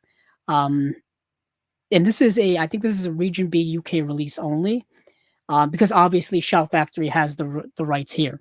I'm curious as to what we've got in terms of comparisons of special features. Let's take a sweet look here. So, so Hey Sam, Nice Shot is on the original Shout Factory release. Written in Blood is on the original Shout Factory release as well. Let's see. Let me move this over to make it easier for comparison. Robots, Ramsey, and Revenge is on the original release too from Shout Factory. Samantha Symphony is on the original um, release as well from Shout Factory. Let's see, and yeah, and then there's original theatrical trailer and original TV spots are on the original Shout Factory release as well. So this release from Arrow carries over all of those special features from the Shout Factory release from 2021, plus a couple of new ones too. So if you don't own that original release and you want to get this release, you get everything plus a couple extra stuff too. There you go. Now we come to it. That's coming out November 17th, by the way. Now we've come to it. The Apartment. Like I said, one of my favorite movies of all time. I think you could say one of the greatest movies of all time, certainly so, and you wouldn't be wrong. I mean, Billy Wilder did nothing but great movies for the most part, in my opinion. And The Apartment is one of his best. I'm so excited for this release. Previously restored in 4K. There's a Dolby Vision HDR presentation of the film on here. So if you've never seen The Apartment, I couldn't recommend a movie more highly than this. I think it's so contemporary in so many different ways. In 1960, following the success of their collaboration on Some Like It Hot, director Billy Wilder, who did Ace in the Hole, Sunset Boulevard, reteamed with actor Jack Lemmon for what many consider the pinnacle of their respective careers, The Apartment. You could make that argument, and I wouldn't disagree with him. CC Bud Baxter, Jack Lemmon, is a lowly Manhattan office drone with a lucrative sideline in renting out his apartment to adulterous company bosses and their mistresses. So, Jack Lemmon, he's just like a regular old, it's like the 1960 equivalent of somebody working in a cubicle. Think of Ron Livingston's character in um, Office Space. He just works there every day, but what he does on the side to make a little extra cash is his bosses like to have affairs, I guess. So he rents out his apartment to his bosses and corporate people to have their dalliances, to have their affairs, right?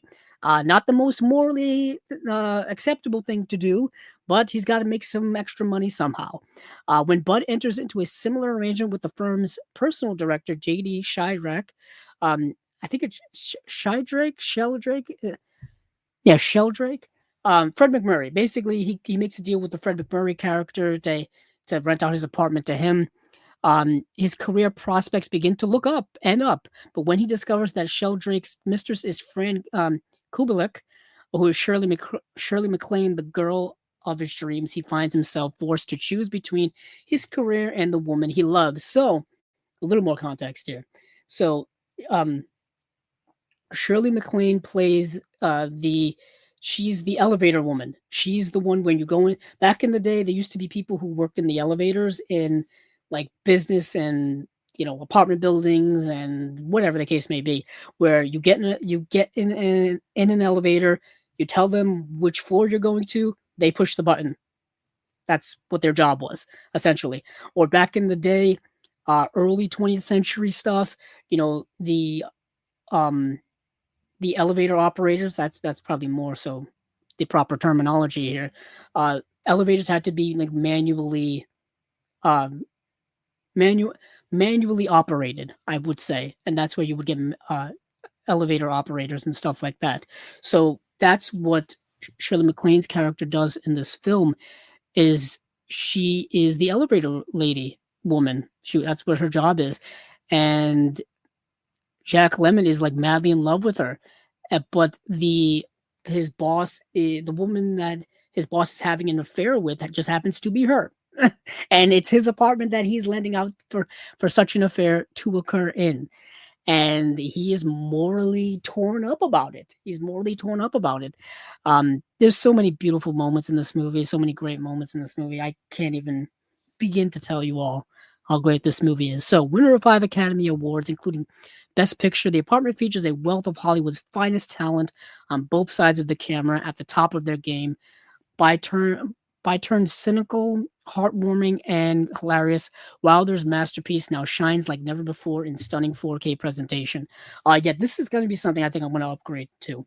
Um, like I said, I've got this Blu-ray here that already has a 4K restoration. So I think they're just using this 4K restoration for this 4K release. Makes a lot of sense. It's relatively brand new. Let's see. We have original lossless mono audio, original lossless 5.1 DTS HD master audio, audio commentary with film producer and historian Bruce Block, the key to the apartment and appreciation with film historian Philip Kemp, select scene commentary by Philip Kemp, The Flawed Couple, a video essay by filmmaker David Cairns on the collaborations between Billy Wilder and Jack Lemmon, A Letter to Castro, an interview with actress Hope Holiday, the writer speaks Billy Wilder, an archival interview from the Writers Guild of America's oral history series, Inside the Apartment, a half-hour making of featurette from 2007, including interviews with Shirley MacLaine, executive producer Walter Mirisch, and others. Magic Time, The Art of Jack Lemmon, and archival profile of the actor from 2007. So I'm pretty sure that it's everything that's on the old Blu-ray. They're just porting all of that over. What they don't mention here is that the original screenplay by Billy Wilder and IAL Diamond is a BD-ROM exclusive content. Interesting. But everything else is ported over. There's a 150-page book in here as well. That's got to be what's in here. Yeah, because it says reversible sleeve featuring original and newly commissioned artwork by Ignatius Fitzpatrick, collector's booklet featuring writing on the film by a bunch of people, including our friend Kat Ellinger. So let me actually take this out. I can't remember if I've done a Blu-ray review of this here on the channel. I would honestly have to go and look. If I haven't, here's a quick one now. Here's a quick one now. We've got time, people. We've got time. So here's the booklet that I was just talking about. This is hardbound, and tightly bound too. I almost don't want to open it for fear of messing with the binding. But it's got all kinds of stuff in it. There's a good shot of Jack Lemmon. Pictures, writings, all kinds of stuff. Oh, here's the Kat Ellinger one. Broken Mirrors, Illusions, and Disillusion in Billy Wilder's Diamond Comedies by Kat Ellinger. There you go. Right there. There we go. And here is the standard, Blu-ray keep case. I'm assuming that the 4K will be a black case. And here's the disc. Here is the disc. So I'm assuming the disc will be the same too. You can see the reversible cover art on the back there. That just has the original. It's got the newly commissioned artwork that's on the cover of the box. I flipped it around, so I put the original artwork on the cover art for the slip case, on the cover art for the Blu-ray case. Sorry, my mind's starting to go. Just because it's nice. It's a nice contrast. Let me put all this back, and we will move on to what we have next on the slates, because I think we're now going to make our way to the individual releases, and there are a couple of them that I wanted to get into. Then we'll go to Vinegar Syndrome, and that will probably be it for this episode, but we have a little ways to go. Let's see, let me put this back. Okay. All right, then. Let us see what we've got here. So this is coming out November 24th, and it says a UK street date. So I'm assuming it's a UK release only, which makes a lot of sense because I said the apartment got a 4K release from Kino a little while ago. Let me take a look at it really quickly because I'm curious what they have for special features. I never really did quite a comparison. Okay, so the 4K release from Kino had an exclusive commentary, and then had an archival commentary by Bruce Block, which is the um the Arrow video one has, and then Magic Time: The Art of Jack Lemmon, that's on the 4K from Kino. Inside the Apartment, this archival program examines the. I think Inside the Apartment was also a special feature on that. Let's see.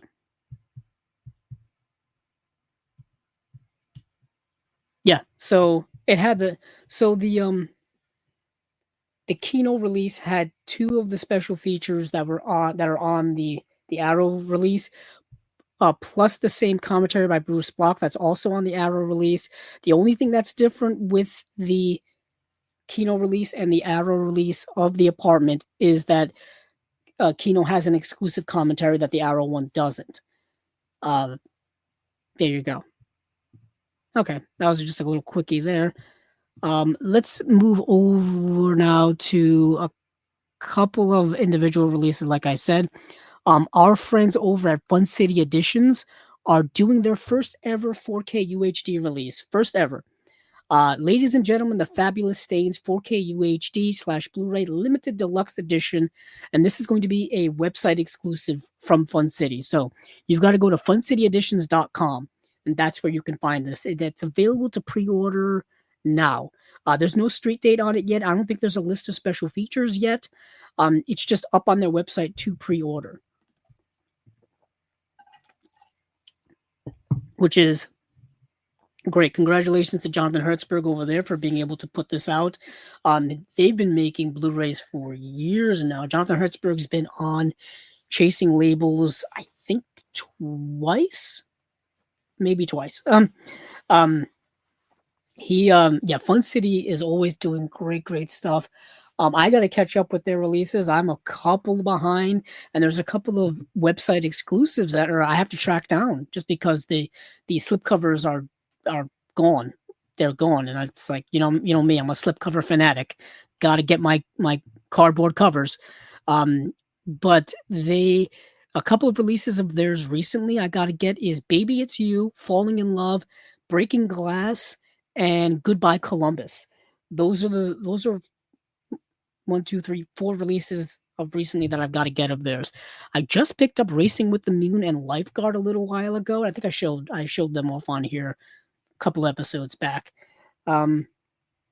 So I just want to make sure to mention that. So, ladies and gentlemen, the Fabulous Stains 4K UHD release from Fun City Editions now.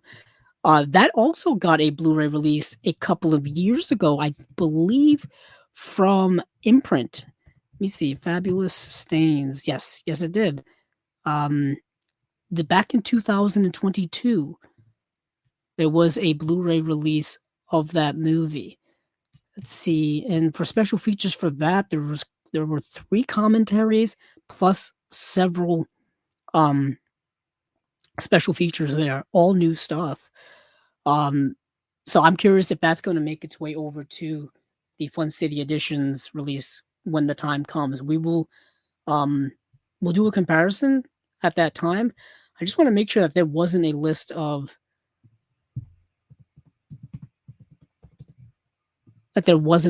special features and I completely missed it. But it would be on their website, you would think, right? Yeah. Yeah, I think it's just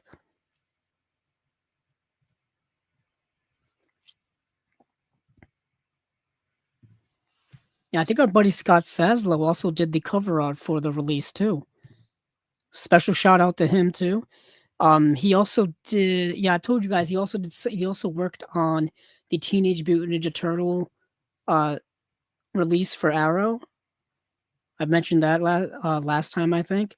But he did. Yeah, it says the front and back of Scott Saslow's 7-inch picture sleeve inspired box art for our Ladies and Gentlemen, the Fabulous Stains limited edition 4K UHD release is up for pre-order at Fun City Editions. Big thanks to a bunch of people. Okay. Big, so yeah, so there's no list yet of stuff. Just want to double check. You never know. To be honest, guys, um, it's tough to keep up with all of this on your own. It really is. If you guys ever want to go into podcasting, um, get a podcasting partner. You know, Steven and I worked on Tandem together. Now that Steven's kind of more of doing the producer stuff with all the stuff here on Chasing Labels, I'm handling more of the nitty gritty stuff here with the details. It's still tough to keep up with a lot of all of this because every single day we've got news dropping. We've got sales that pop up every now and then that you like to keep up with just so that people know what's going on. You've got different editions of the same movie from different places with different special features, different, sometimes different formats, all this kind of stuff kind of tends to throw you for a loop and it can be a little overwhelming. I'm not going to sugarcoat it. It can be. And I'm such a perfectionist when it comes to all of this that I try to do as much as I can to do be as thorough as I can, I should say. Um, but speaking of thoroughness, let's get back on track. So we talked about, ladies and gentlemen, the Fabulous Stains from Fun City. Now there are some things brewing over at Severin. They were at a horror convention about a week or so ago, and they were talking about possible future releases. And then there's also stuff happening at film festivals that they are involved in terms of screening new restorations of certain movies. So I wasn't able to really like dive into all of that because it was kind of like not hearsay, but it was just making its way through the film lovers community, film collectors lovers community as well. But there's two I wanted to make note of. There's this movie called Lo Spettro, which is an Italian ghost story. Um, and let me go over to Severin's Facebook page because they talked about it a little bit of what they're doing with Lo Spettro, and I wanted to make sure to inform people that that's possibly a future, 4K, probably a 4K release from Severin at some point, because they're involved in all kinds of different things. So, excuse me. This is from Severin's Facebook page from August 29th, so just a couple of days ago. Having just caught our breath from last weekend's Super Shock celebration, we're plunging straight into the biggest international festival week in Severin history. Tomorrow, August 30th, at the Venice Film Festival, the Venice Film Festival will host our world premiere restoration of Lo Spettro, or The Ghost, introduced by Severin CEO David Gregory, star Barbara Steele, and Severin Italian correspondent Manilo Gamarasco. Um, it's a Riccardo Freda's landmark 1963 horror thriller has been selected for the festival's Venice Classics selection alongside films by Pedro Almodovar, Joseph L. Mankiewicz, and Stanley Kubrick. So I wanted to mention that because I think they held a screening at, like I said, this previous horror convention that they were at. They held a screening there, and then they held a screening at the Venice Film Festival. So this has got to get a release sometime in the future. This is an interesting movie starring Barbara Steele. It stars Barbara Steele, and like I said, it's I think a 1963 Italian ghost story film called Lo Spettro. And what happens is this this man and woman, one portrayed by Barbara Steele, obviously, they basically have this affair and they conspire to get rid of this woman's husband, and they do, but uh, his spirit basically comes back to haunt them. It's one of those types of stories. It reminded me a lot of the Roger Corman Edgar Allan Poe adaptations starring Vincent Price that were also done in the 60s. It gave me that type of vibe. It also gave me the vibe of like The Changeling, the George C. Scott movie. It reminded me of that too. Just not as good as those movies. Not as good as any of the Vincent Price stuff or Changeling with George C. Scott. Gave me those vibes and that energy and similar to them, but not as good as those movies. I want to make that clear, but still, that was the level that was on for me. And then they are doing, I think they're doing an official licensed release of the movie, The Crippled Masters, which is, let me get the IMDb up of The Crippled Masters. Da-da-da-da-da-da. So, The Crippled Masters is a 1979 martial arts film. Two kung fu masters betray and cripple their partners, but they combine martial arts to seek revenge against their evil master. Um, yeah, so these two individuals are, they are um, rendered handicapped in different ways. One can no longer walk, and another one can no longer has arms to be able to use. So they basically train to take revenge on the people who did this to them. Um, Obviously, utilizing what they have at their disposal, and combining their abilities, they do so. It's a lot. It's a lot of fun. It's wild. It's kind of a crazy concept, but it also kind of works, leading to like a fun 90-minute martial arts film. And you may remember that Crippled Masters did get a Blu-ray release, I think about a year ago, from um, Film Masters. Yeah, July 23rd, 2024. Film Masters put out a Blu-ray release of this. So what I learned is that Film Masters didn't officially license the movie. What they did is they got their hands on some type of elements from it, probably bootleg elements, probably lesser elements, and they put out essentially a bootleg version of the Crippled Masters. While Severin has officially purchased the license to put out the movie years and years ago, and also getting much better elements to utilize to put out their version of it. So that's what I've learned. So the Crippled Masters release from Severin is going to be a lot better than the one put out by Film Masters. Um, that's just the way it is. um, yeah, so we will see what is happening there. Um, so that there was a bunch of other stuff that they had screened as well, but I don't know what the details are going to be when it comes to if they're going to get future releases or not. So I thought it would be best to just let that lie to when they announce it themselves, and then we'll cover it at the time. I just want to take a quick check over and look at YouTube to make sure that I am indeed actually streaming this whole entire time, or if I'm just talking to the walls, which I often do in my time. I'm very much Rupert Pupkin when it comes to just talking out loud, just practicing my stuff. Oh, I am live. Okay, good. Let's see. Yes, I am. Very nice. Okay, so we will move on to a next individual release that we've got going here, and let's see which one I want to talk about. Let me check my notes. Um, okay, Mondo Macabro is putting out this movie called The Black Magic with Buddha or Buddha. And I have no idea what this movie is. I have no idea what this movie is. So I am going to go to their Facebook page and see what the heck they've got going. If you know Mondo Macabro, they put out the most unique stuff you have ever seen. Stuff no one else is really ever putting out or ever talking about. Let's see, that's not. There's two Mondo Macabros apparently. Let's see. Okay, let me check. Hold on. There are two Mondo Macabros. Let me see what the heck's going on. Ah, here we go.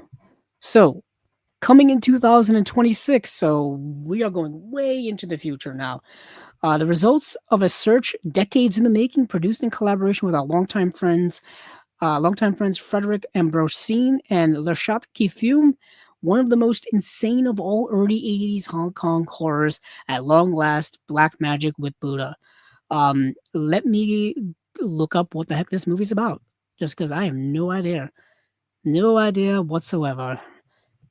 Ba-ba-ba-bum. I thought they would give me a little bit of a description there, but they did not.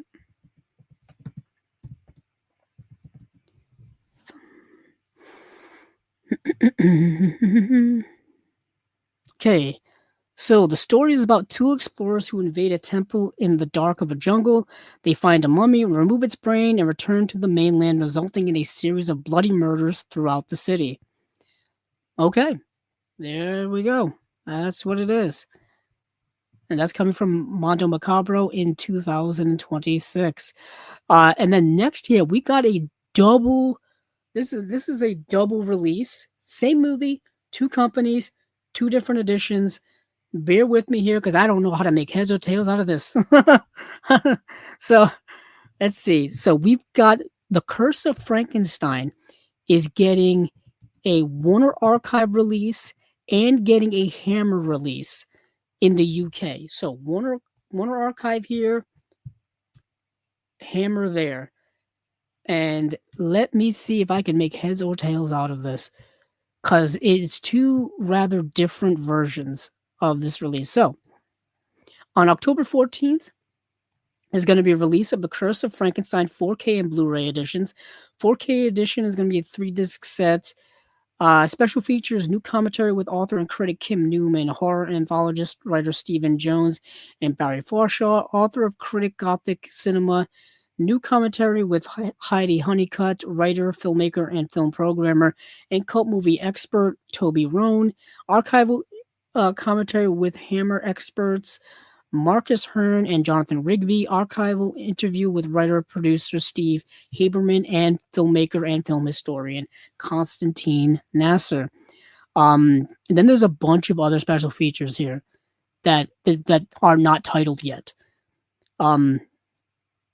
Yeah, so there's 1, 2, 3, 4. Whoever wrote this press thing should be kicked in the head because it's a mess. This is a mess. No spacing whatsoever. Okay.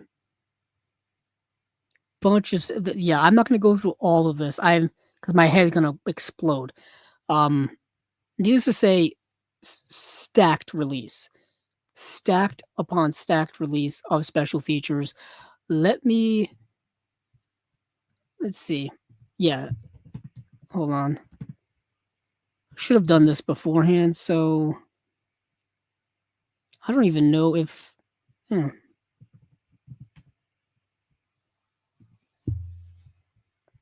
trying to see if there's an easier place that has a list of the special features.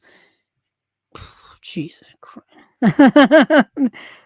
I can't go through all this. It's like 3 paragraphs worth of special features here. Needless to say, it's a 3-disc edition, new 4K restoration of 3 versions of the film. US theatrical cut, UK theatrical version in 1371 with side mats open matted. So different aspect ratio. You've got 185 to 1 aspect ratio, 166 to 1 aspect ratio, and 137 to 1 aspect ratio in each of them respectively. Tons of special features loaded here, and this is the Warner Archive release. So this is the US one. Okay, this is the US one. Now let me go over and see the UK one because the UK one I think has got all the same special features plus like tons of extra goodies in there too. So let me see if I can find. Yeah, there's a limited collector's edition. It's a digipack version. It is a 6-disc set. Okay. This is the UK version, the 6-disc set. Of course, they don't have it here. Let me go over to Hammer's Facebook page. Okay, let me go to Hammer's Facebook page so I can get a sense of what's going on over there. Like I told you, this is kind of an absolute mess.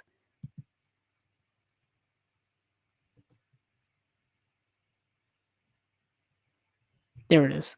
You know what? Our good friend Ryan Verrills got it on his Facebook page.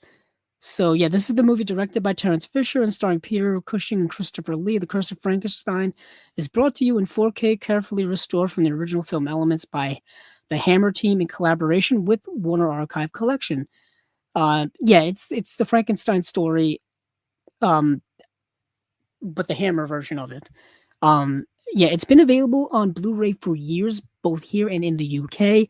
I have the US Warner Archive Blu-ray, and this is going to be a massive upgrade from that. That is a relatively new Blu-ray too. It's not old. Um, so the limited edition, the UK release, this release is a UK release only.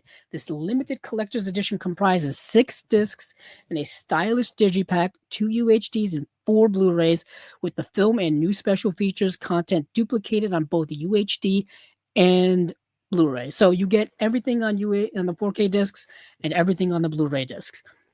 Disc 6 is only featured in the limited edition in the limited collector's edition and will not be available in the retail versions of this film. 3 aspect ratios, brand new 5.1 audio mixes, 168-page booklet featuring new and reprint articles, 68-page comic featuring a reprint of the comic strip from the legendary 1970s magazine, The House of Hammer. And the discs, I think it's, jeez. I'm just looking at this really quickly. Should have done this in preparation for the show, but just so overwhelming.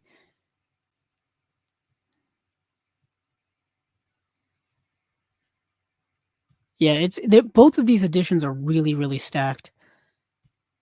Yet again, whoever wrote this copy here should be imprisoned.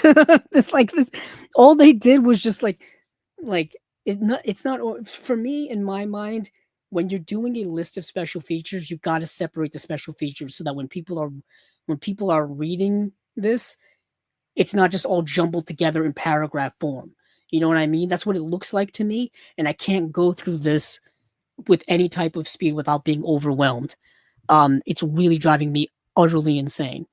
Um, and because there's so many special features that it's just so overwhelming. Needless to say, whether you get the UK release or you get the Warner Archive US release, you're going to be satisfied with the amount of special features you're going to get, and you're going to be satisfied with um just this release in general. So there are limited collector's edition exclusives that are on the Hammer set that are not on the Warner Archive edition, and there's several of them. And I can't go through all of them right now because I'll be here forever. Obviously, the booklet stuff and things like that, that's not going to be part of the Warner Archive edition and whatnot. There's just too much here. Just too much. Okay. The picture of this is utterly unreal. Needless to say, I think this is going to be very expensive and it's probably going to sell very fast. I'm just very curious if it's up for pre-order yet on places like Orbit DVD. I think I saw Mark the other day mentioning that it is going to be up for a pre-order. But I don't know if it's up yet.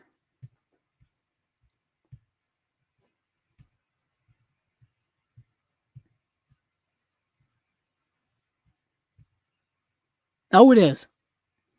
That's actually not as expensive as I thought. Wow. Okay. For the set this size, the Hammer one, I thought it would have been well over $100. I thought we were talking like a monster, but no, it $78.99 is the pre-order on orbitdvd.com for the UK edition. Okay. I'm so shocked. I'm shocked. But anywho, we gotta move on here because we're hitting the 2-hour mark. And yeah, The Curse of Frankenstein is the Warner Archives putting out their 4K edition. Hammer's putting out their 4K edition. The both sets are loaded with special features, but the UK edition I think has some extra special features, both on disc as well as book form. Plus, it's a much bigger set with 6 discs versus 3 discs. Uh, yeah, so it's a lot. It's a lot. One more thing I want to talk about, then we'll head over to Vinegar Syndrome. Um, it's from our good friends over at New Wave Video. Our friend John Matthews, who's been on here many times or several times, and we're probably going to have him back on here again once these releases from his label of New Wave Video start coming out. We will, we'll have him on just to talk about how everything's going over there and the releases and all that stuff. Um, Now there's one release here that's in the early stages. And I think this is their third release, and I don't think this is going to be coming out probably till next year. So, and then there's a fourth release that they already have planned on announcing sometime soon. Um, let's see. So, let me just read this here. So, announcement for Spine number 3 from New Wave Video. Yoratsugadoji, The Perfect Collection. The legendary saga returns. Dive into the dark, erotic, and apocalyptic world of Yoratsugadoji with The Perfect Collection, a deluxe set uniting the entire Notorious franchise in one definitive release.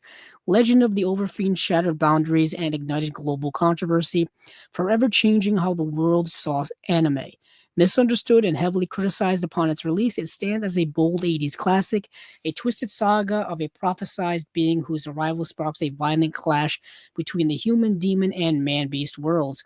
What we are planning: 2K restoration of the original theatrical film, beautifully remastered from rare 35mm prints for series 2 through 5, which is The Legend of the Demon Womb, The Return of the Overfiend, Infernal Road, and the final chapter, every possible movie and OVA version.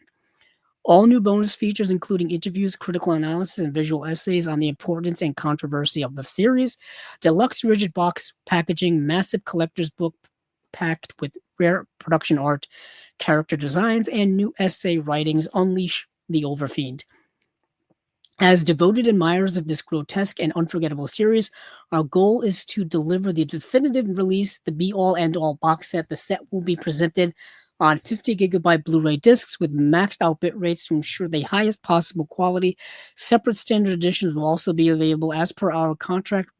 This is being produced for the region B market. Okay. No release date just yet, but we're aiming for late 2025 to early 2026. Okay. A little earlier than I assumed. I thought this would be next year, to be honest.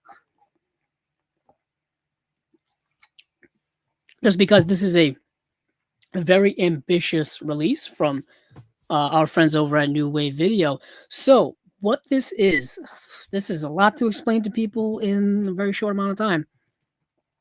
So, this is a series of anime films. By loosely, I mean really only the first film is based off of a manga.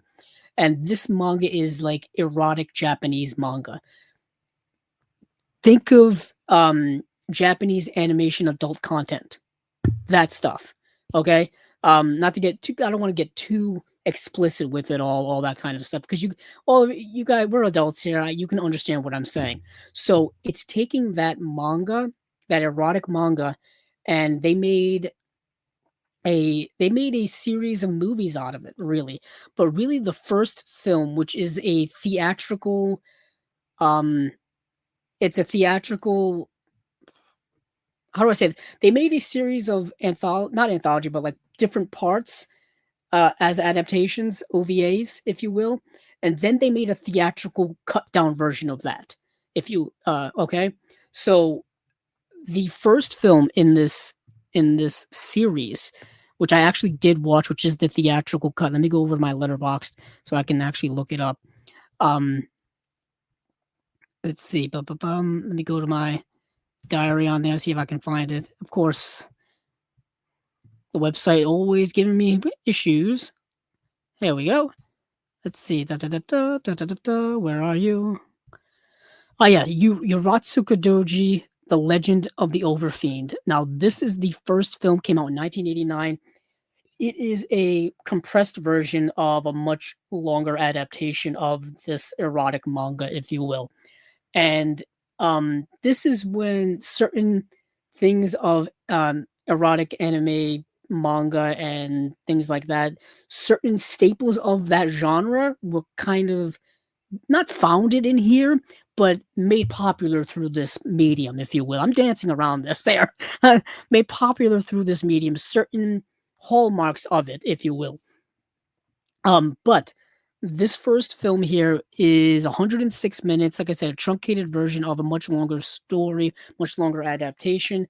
And yeah, it's about like demons, humans, and then like these half human, half beast type of creatures, if you will. And they're all waiting for this messianic figure called let me actually just read this. Legend has it that the human race is not the only dominant civilization living on Earth.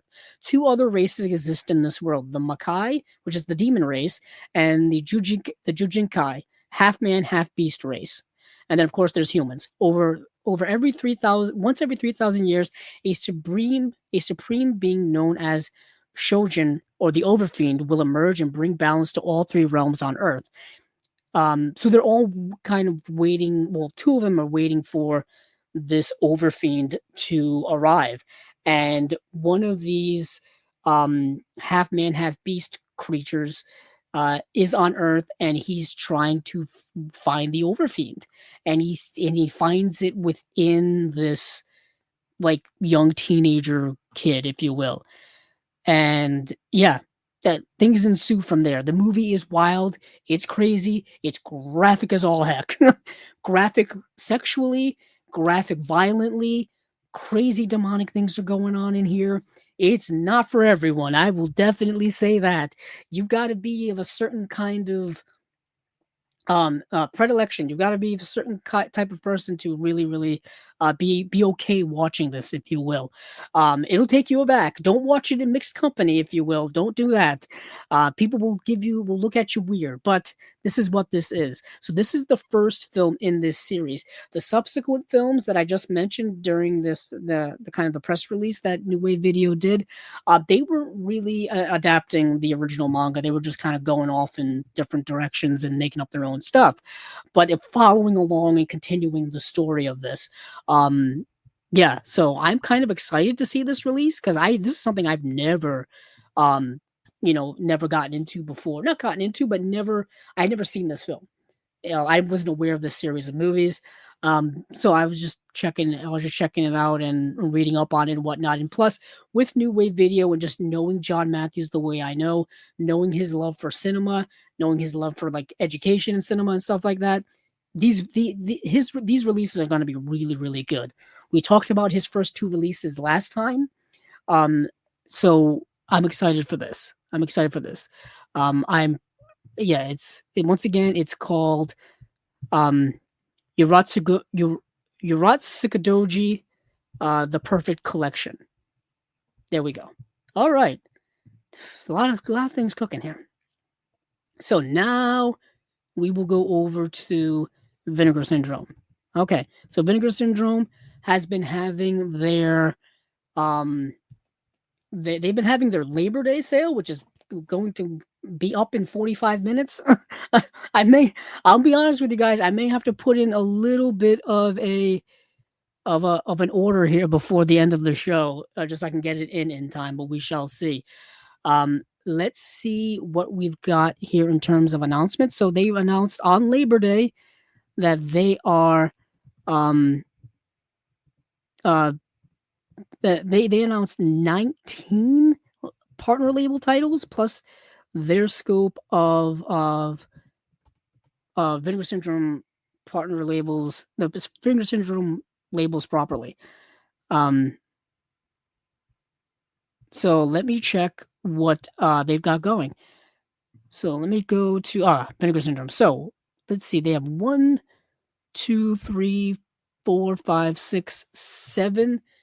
Vinegar Syndrome labels from 7 Vinegar Syndrome releases from Vinegar Syndrome themselves and 19 partner label titles. Okay. So we've got films of Larry Fessenden Volume 2. Last month we talked about Larry Fessenden collect the films of Larry Fessenden Volume 1. Uh, and this Volume 2 set contains Wendigo and The Last Winter. Then we have Vinegar Syndrome, Bloodstained Italy, which contains the movies Obscene Desire, The Bloodstained Lawn, Death Falls Lightly. Then we have another Vinegar Syndrome title. This is a 4K release. The Larry Fessenden collection is a 4K release too. Bloodstained Italy is a Blu-ray release, and this is the movie called The Resurrected. Now, this is directed by Dan O'Bannon. That name may not mean a lot to some of you, but it means a little something to me. Dan O'Bannon, I believe it is the Dan O'Bannon. He is the writer of Alien. He was also the writer, or was going to be the writer for the screenplay of Jodorowsky's Dune, which never got made. But Dan O'Bannon directed this movie called The Resurrected. I believe it's that Dan O'Bannon. Then Vinegar Syndrome Archive has Vice Academy 1 through 6. Then Vinegar Syndrome Labs has the movie The Strange Affair. Then Cinematograph has the movie Gang Related, which is Tupac Shakur's last acting credit. If you go to his IMDb, this is the last movie he is credited with being in. And then you've got a collection from the Pink Line, which is the films of Hisasu Sato, Volume 1, which has Rewind, Lustmord, and Love Letter in the Sand. So Pink Line is obviously an imprint, a sub-label from Vinegar Syndrome that deals with the Japanese pink films of the 1970s primarily. Let's see. I'm not going to go over this one because I didn't really get to go into it. I didn't get to get into these films. So the 1970s through the 1990s saw a boom in transgressive genre filmmaking throughout Asia, but particularly in Japan, where the Pinku Eiga became one of the most popular types of films produced in the countries. With young filmmakers seizing an opportunity to hone their craft, countless soon-to-be celebrated directors created work which were more daring, unusual, and often shocking than just about any of the other genre cinema. Oh boy, genre cinema urging across the. That's emerging. That's a typo. Emerging across the globe. Pink Line will present exclusive new restorations of select works from key Asian erotic filmmakers with a focus on Japan's Pinku Eiga genre. Okay. And I don't think it's. Hold on, let me check their sub-labels. This is their first release. Yeah, this is the first release from this line. Okay, I just wanted to make sure because I hadn't seen this line before from the sub-label. So they are putting out this, okay? And that's films of Hiseisu Sato Volume 1, Rewind, Lustmord, and Love Letter in the Sand. Yet again, I do want to mention what I mentioned earlier, or re-mentioned what I said earlier in my introduction to this episode. I didn't get into a lot of these releases or be too investigative into a lot of them because they did just drop yesterday afternoon. They did just drop on the 1st, September 1st, which was Labor Day, which was a Monday, which is a holiday here in the United States. And typically we do our episodes of Chasing Labels on a Monday. So I had to put things off for a day just to even, gather my thoughts on all of these, or just put these all in my watch list, put them in my notes, get into what these movies actually are before I could even watch any of them. I had to do all of that. So I didn't get to see a lot of these. So this would be kind of a shorter look at these Vinegar Syndrome and partner label titles than I've done previously, just because I didn't have a lot of prep time. So I apologize for that. I like to be as thorough as I can on here, just to give people a little more introspective as to what is coming out and what these do offer. But I did get to see the films of Larry Fessenden Volume 2. There's only 2 movies in here. It's Wendigo and The Last Winter. And both of these movies are kind of atmospheric horror films, if you will. Atmospheric horror films. So Wendigo, George and his wife Kim and their son Miles They leave their home in Manhattan for a winter respite in upstate New York, looking for some much needed rest and relaxation. On their drive north, the family is involved in a sudden accident when George hits a deer and runs across an icy road, setting the stage for a snowbound supernatural showdown between them and the titular Wendigo, a grotesque legendary beast from Native American folklore. That's kind of what the movie is about, kind of not. So what ends up happening is you've got this family. This movie stars Jake Weber, who's kind of a character actor. And the wife is portrayed by Patricia Clarkson, whom I've always liked. And then the son is Eric Per Sullivan, he was the youngest son on the TV show Malcolm in the Middle. And it's interesting that he had a little bit of a movie career early on in his life, and he's since not done any acting in like 20 years. And he's not even coming back for the Malcolm in the Middle series revival either.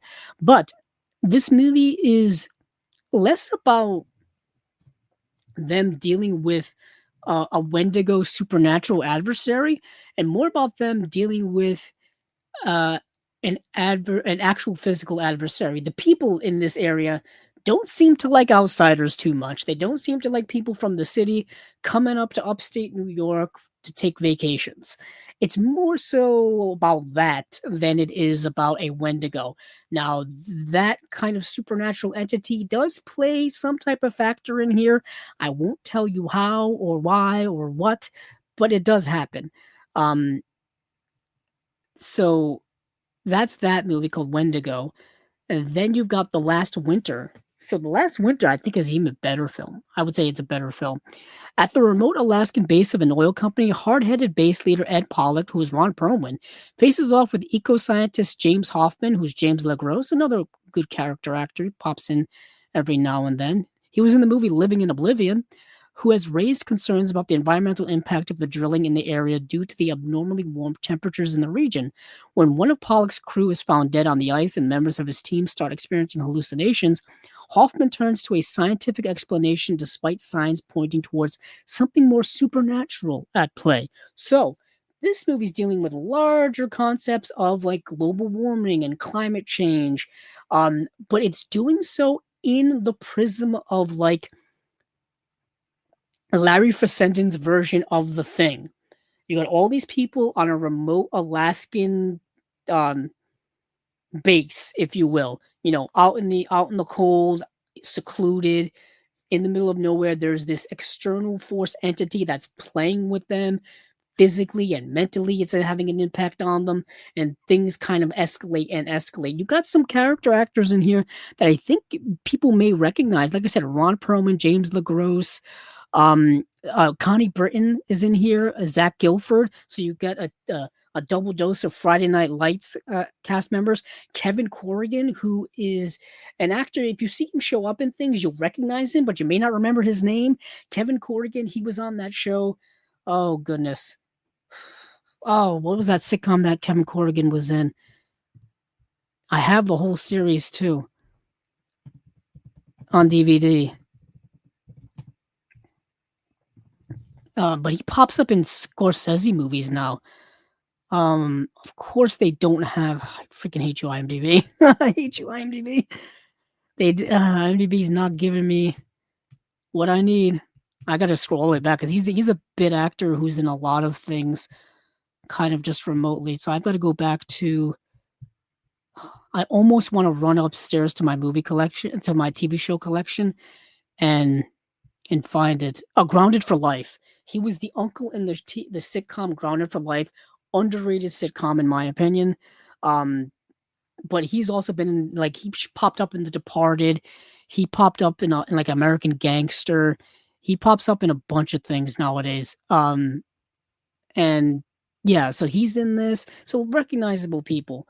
Like I said, Patricia Clarkson was in Wendigo.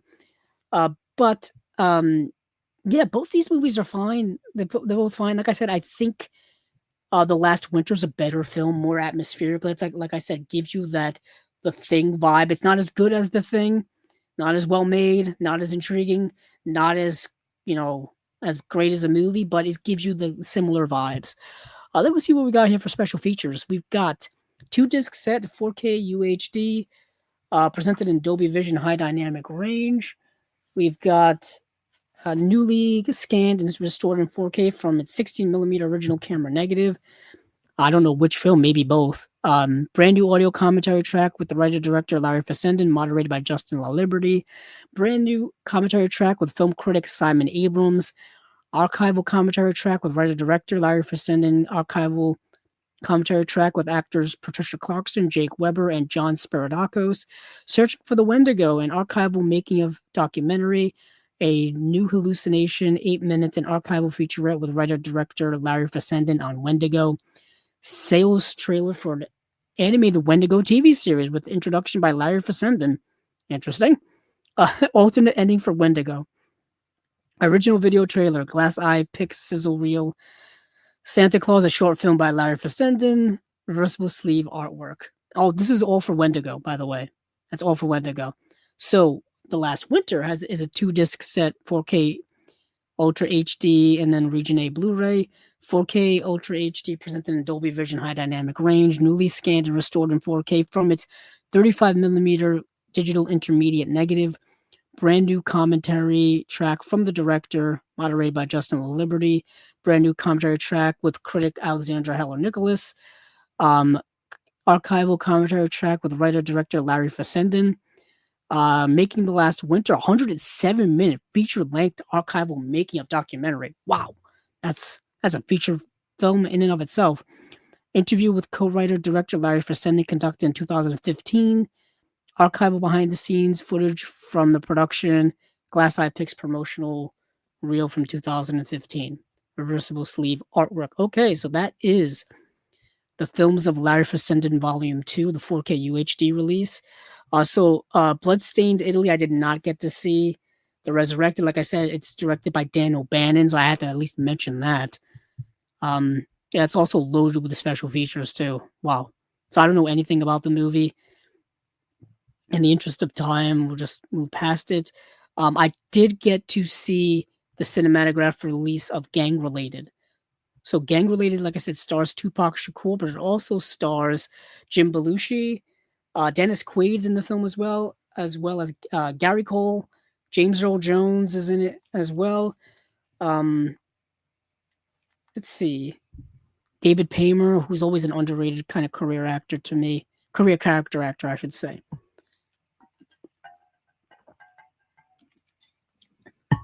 So the premises is thus.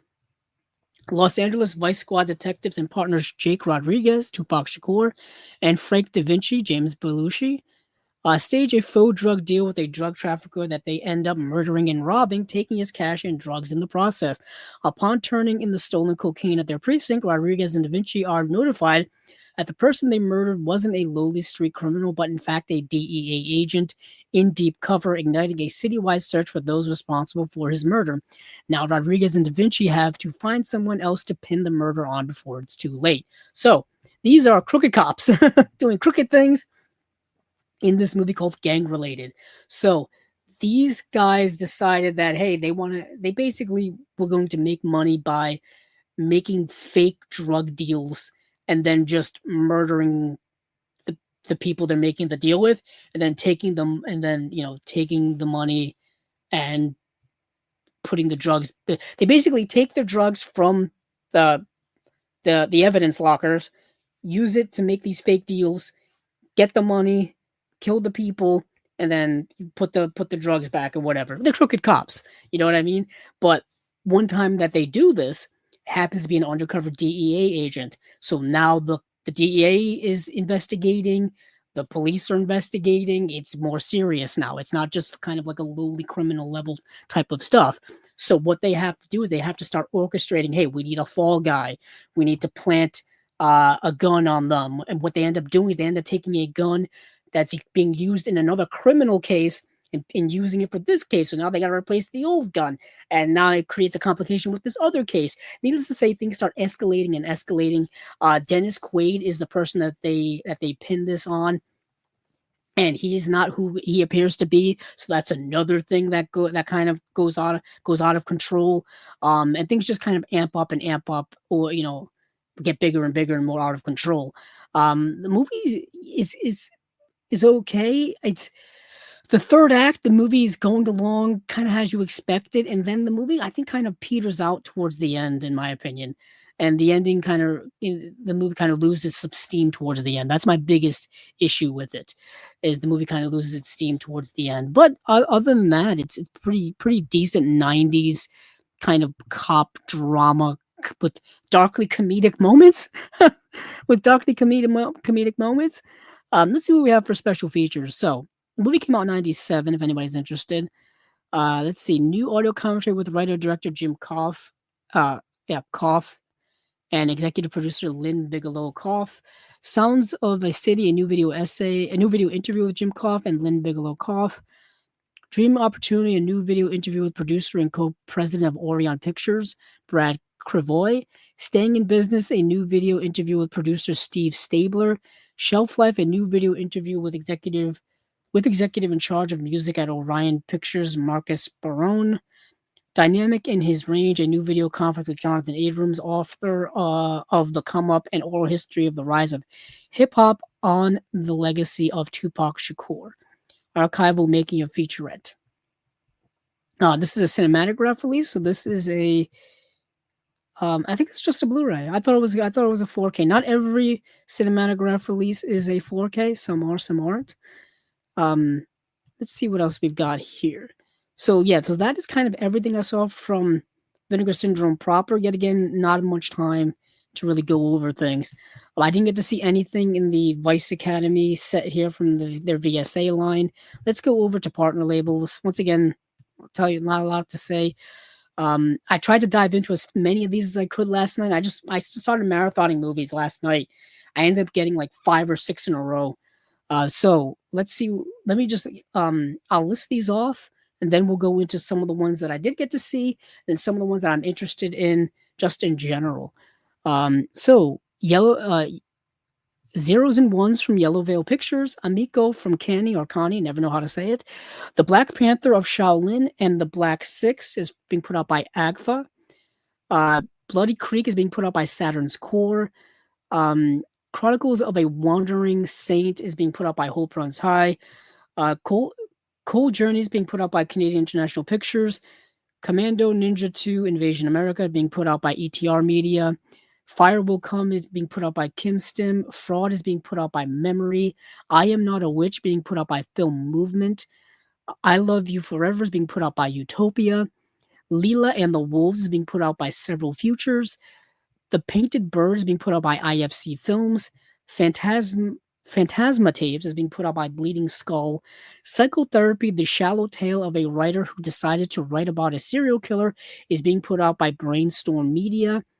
Cinephobia Releasing is putting out Rent Free. Sea Fog is being put out by Film Movement. Sorry About the Demon is being put out by Shudder. And then The Third Wife is being put out by Film Movement. Okay. Like I said, didn't get to get into much of these, but I did watch Amico. Amico is a 66-minute feature film being put out by Connie, directed by Yoko Yamanaka. I think it's their first film. It's a Japanese film.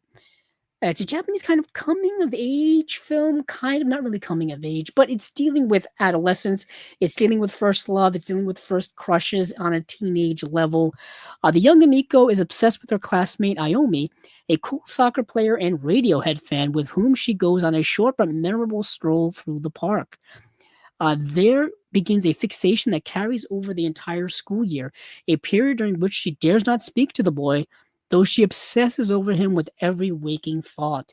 So when he runs away to the big city to pursue his own life, Amiko becomes determined to find him and tell him how she really feels, on a journey that will take her from her her banal hometown of Nagano to the bustling anonymous streets of Tokyo.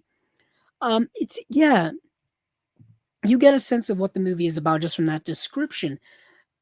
It's like I said, it's a short film. It's 66 minutes long with credits, so more like an hour.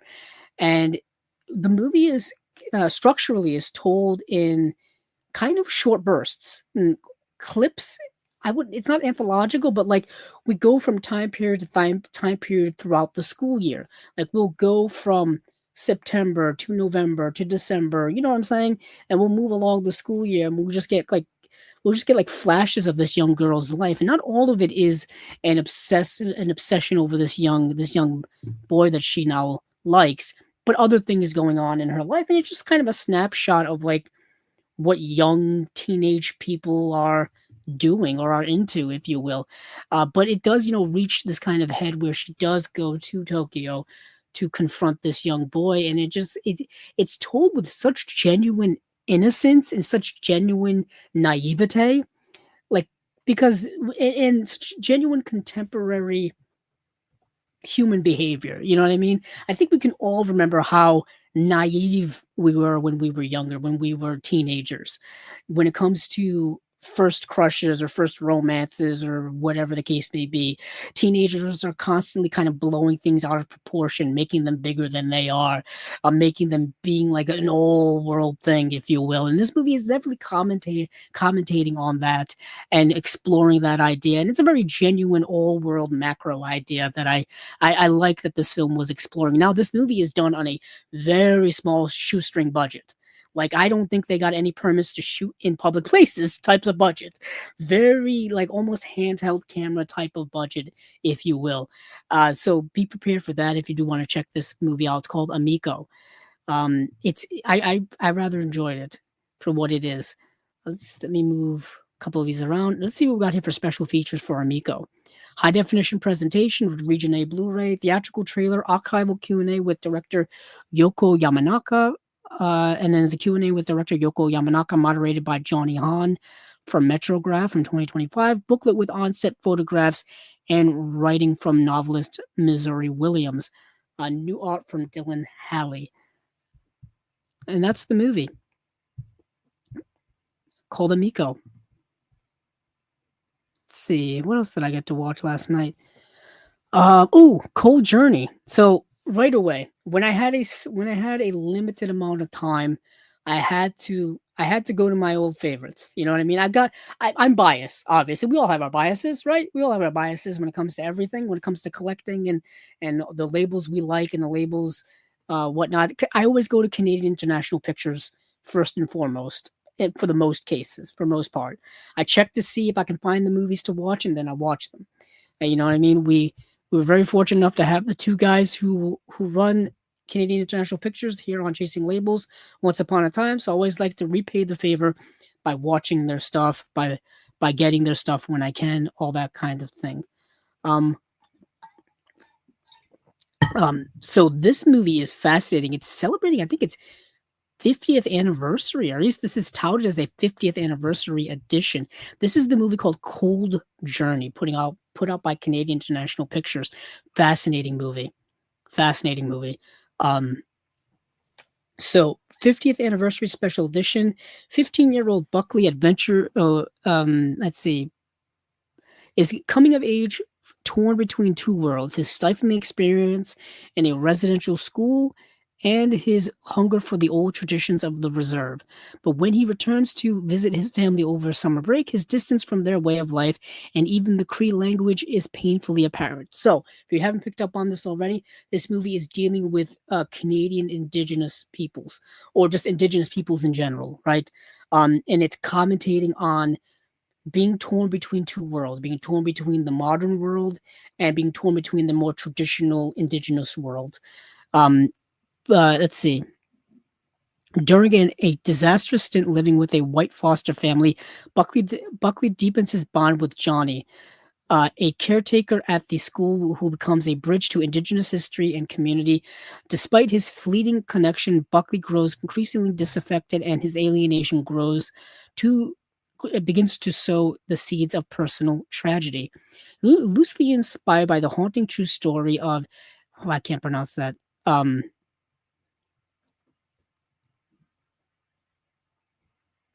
It says loosely inspired by the haunting true story of Anishinaabe boy Cheney Charlie Wenjack, the sole fiction feature from National Film Board of Canada documentary veteran Martin DeFalco is both deeply empathetic and bracingly unsentimental, featuring a supporting performance by Chief Dan George and several songs by celebrated musician slash filmmaker Willie Dunn, Cold Journey remains an essential and withering portrait of Canada's now infamous residential school system and its devastating impact on First Nations youth. So, like I said, the movie's dealing with a lot of things that are um, almost prophetic in terms of our contemporary understanding of certain information, of the residential schools' treatment of Indigenous children, of their treatment of the Indigenous people, and all of the fallout of that. This movie is uh, commenting on that without probably intentionally commenting on it, just because we know a lot more now than we did probably 50 years ago when this movie came out in 1975. The movie only runs about 76 minutes, but it's an impactful film. It's an unpolished, rough around the edges presentation overall as a film, but its themes are there. Its stuff is there. Its exploration of Indigenous peoples and their themes are there. So that's what makes it very, very important.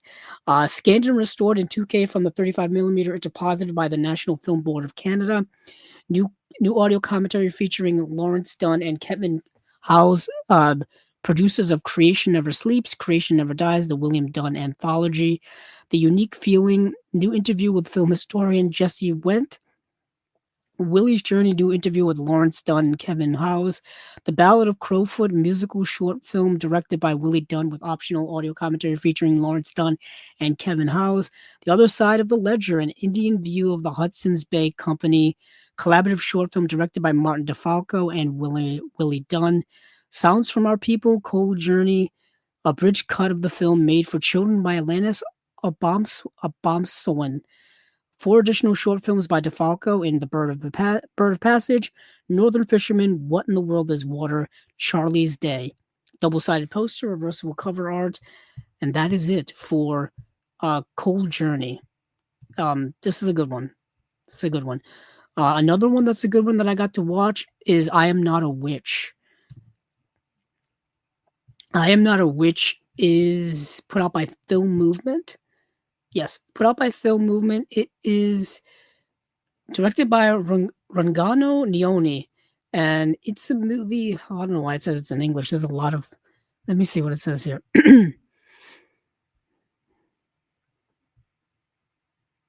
See, in her BAFTA award-winning debut feature, Rungano Nioni crafts a satiric feminist fairy tale set in present-day Zambia.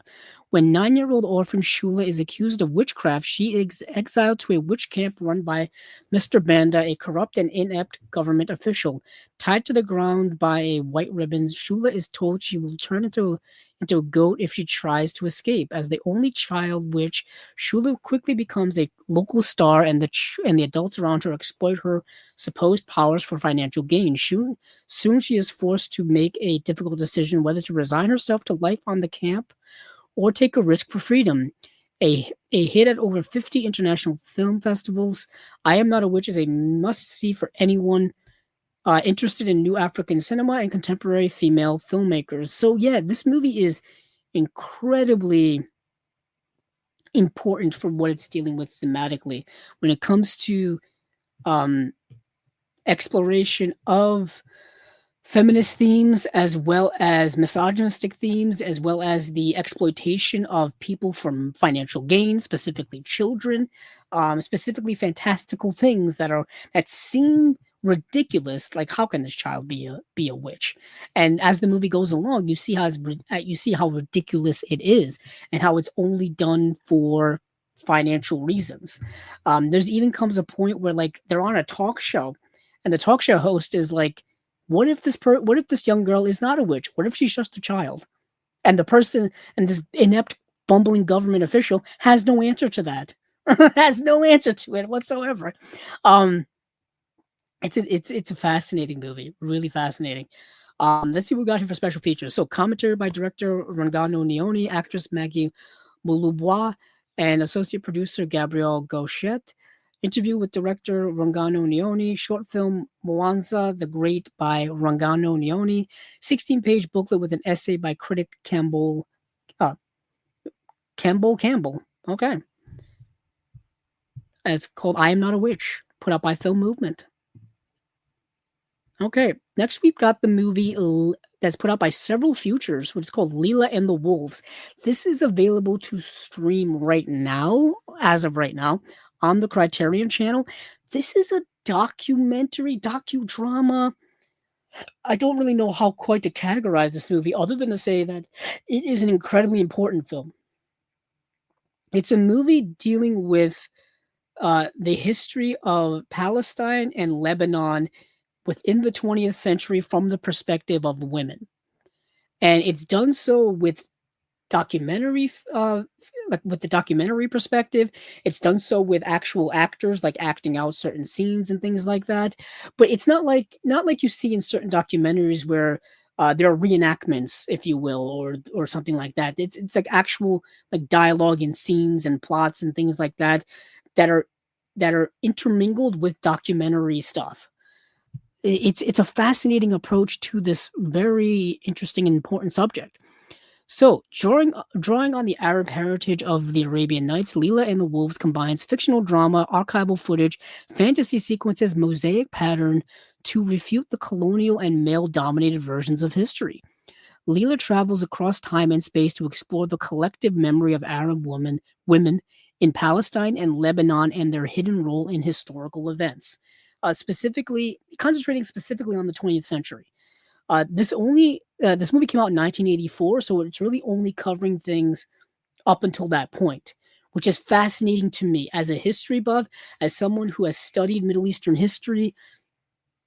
Um, over the last 40 years, the history, the there's been monumental, historical, world-changing uh, events that have involved the Middle East and the rest of the world, and the rest of the world in their relationship with the Middle East. It's all been very ever changing over the last 40 years. We all know this. If you've been alive in the last 40 years, hopefully you've picked up on this. It's there's been a lot happening in that area of the world as well as the rest of the world dealing with that area of the world and vice versa.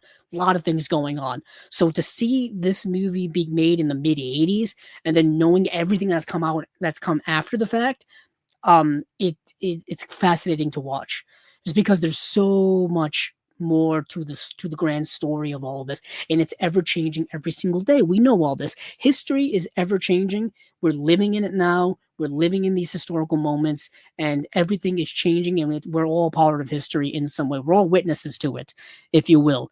And this movie is a fascinating look at women's role in history, particularly in that area of the world where I think we as a Western society have this idea that women are relatively relegated to lesser roles in that society.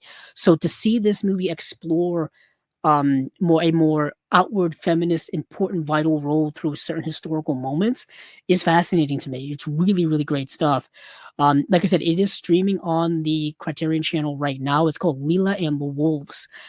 Came out in 1984. It's about 90 minutes long. The movie's in Arabic, so subtitles, of course.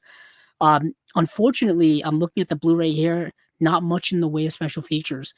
You get the Blu-ray in Region A. You get an interview with director Heini Sroor, and that's it. Just an interview with the director, nothing else. Which is kind of a shame because this movie is rather important. Um, but yeah, that's Leela and the Wolves. Okay, so that is everything that I got to see for this week's for the Vinegar Syndrome and their partner labels haul. But I do want to point out some other releases that I'm definitely interested in that I would have watched had I had more time. You know what I mean? Um, Hope Runs High is an interesting label. Chronicles of a Wandering Saint looked very interesting to me. I wanted to check that out. Fire Will Come by Kim Stim looked also very interesting to me as well. There's this movie called I Love You Forever. It is streaming on HBO Max right now, being put out by Utopia. I really wanted to see that. Let's see. Rent Free is an interesting documentary. Sea Fog being put out by Film Movement. Honestly, anything put out by Film Movement is worth a watch. The one thing I've learned about Film Movement now becoming a partner label is anything they've put out in the past or are currently re-releasing or putting out for the first time is at least worth a watch. It's at least worth a watch. And with that being said, I also wanted to watch The Third Wife too. that looked very fascinating to me as well. Um, IFC Films putting out The Painted Bird, something I wanted to see. Just a little something extra here. Um, oh, Phantasma Tapes has already sold out limited edition wise, and it had 1,000 units, so that's selling fast. Oh, I did get to see another movie here. So, Brainstorm Media Psychotherapy, the shallow tale of a writer who decided to write about a serial killer. Their limited editions are already sold out, and now they're down to standards. And this is a movie starring Steve Buscemi. It got Steve Buscemi, Britt Lauer, John Magaro, and Ali Haskivi. And this is an interesting, fascinating movie here. Let me see. A struggling writer is in the midst of a divorce, befriends a retired serial killer who incidentally becomes his marriage counselor by day and killing counselor for his next book by night. So, um, John Magaro and Britt Lauer being from the show Severance. Uh, they are a married couple going through some issues. Magaro is a struggling writer who's working on his next book about a serial killer, and he just so happens to come in contact with one portrayed by Steve Buscemi. But he can't like say that this guy is a serial killer, so he's got to play him off as, oh, this is the marriage counselor I want us to see. We're having trouble, and I need us. We should see a marriage counselor. So he becomes like their marriage counselor, uh, and also his counselor and like helper on writing his next book about a serial killer. It's kind of a dark comedy satire, if you will. I kind of rather liked it. I rather liked it. It just came out in 2024, so it's a relatively newish movie. But I'll watch anything with Steve Buscemi. That's what got me to watch it. But it already sold out of its. Yeah, the slipcover editions, there were only 500 of them, so they sold out rather quickly. So I wanted to mention that. So that's about it, guys. I'm worn out. I'm worn out. Um, oh man, I'm worn out. Let me see if there's anything else that I've got to talk about here before we get going. I just finished up the partner label stuff. Um, so if there's I know there hasn't been much in the way of comments tonight, so that's why I haven't really gone to them. I don't know if it's because of me streaming on a different night that people are not used to it, or if everybody's just busy. But um, yeah, just it's fine. If people are watching on the replay, that's totally cool with me. I don't mind at all as long as we get support in the views. I'm cool with it. I'm cool with it. Uh, let's see. Let me actually check the comments here one last time before we get going. Ba-ba-ba-bum, ba-ba-ba-bum.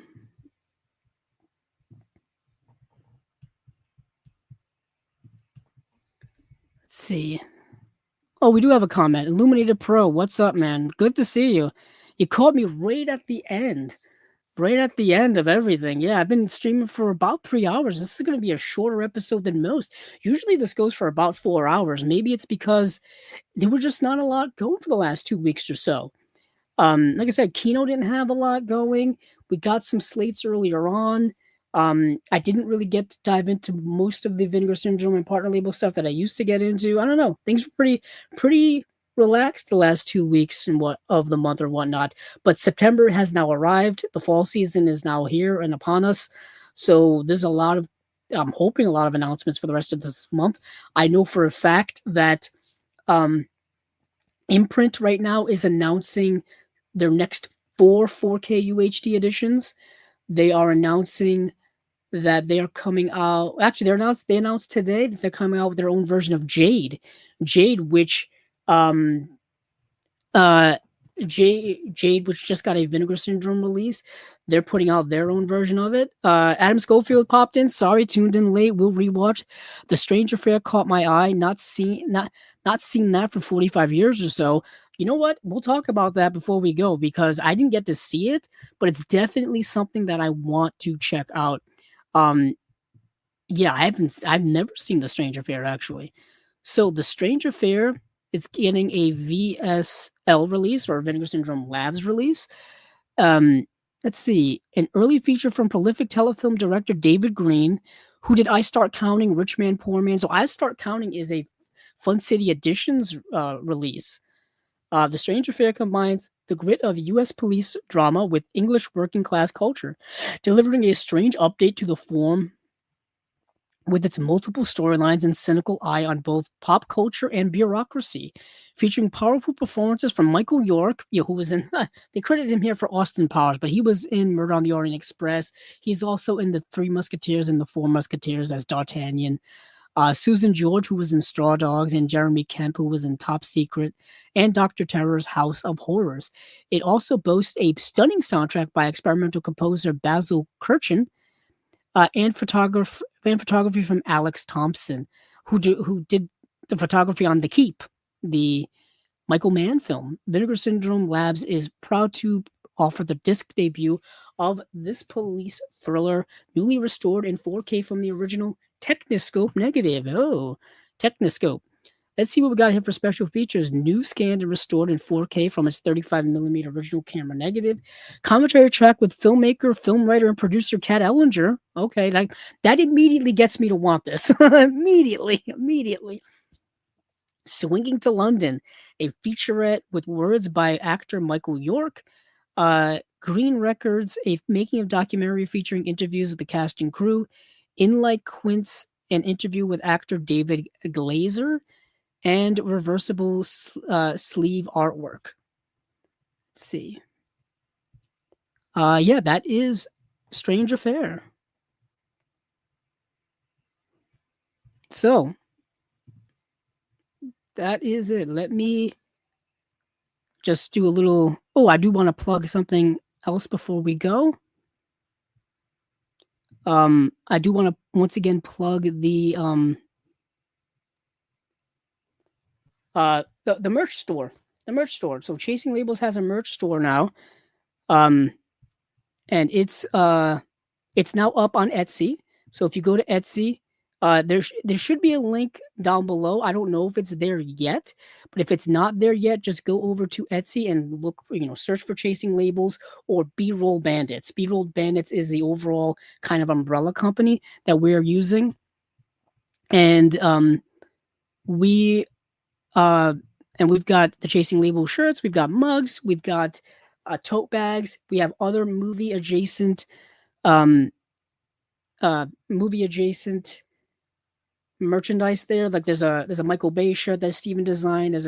There's a M. Night Shyamalan shirt that Steven designed and whatnot. So that is available now if you guys want to go over there and check that out. We just announced it the other night, actually. I think like Saturday night. So it's relatively new. Let's see. I think that's about it.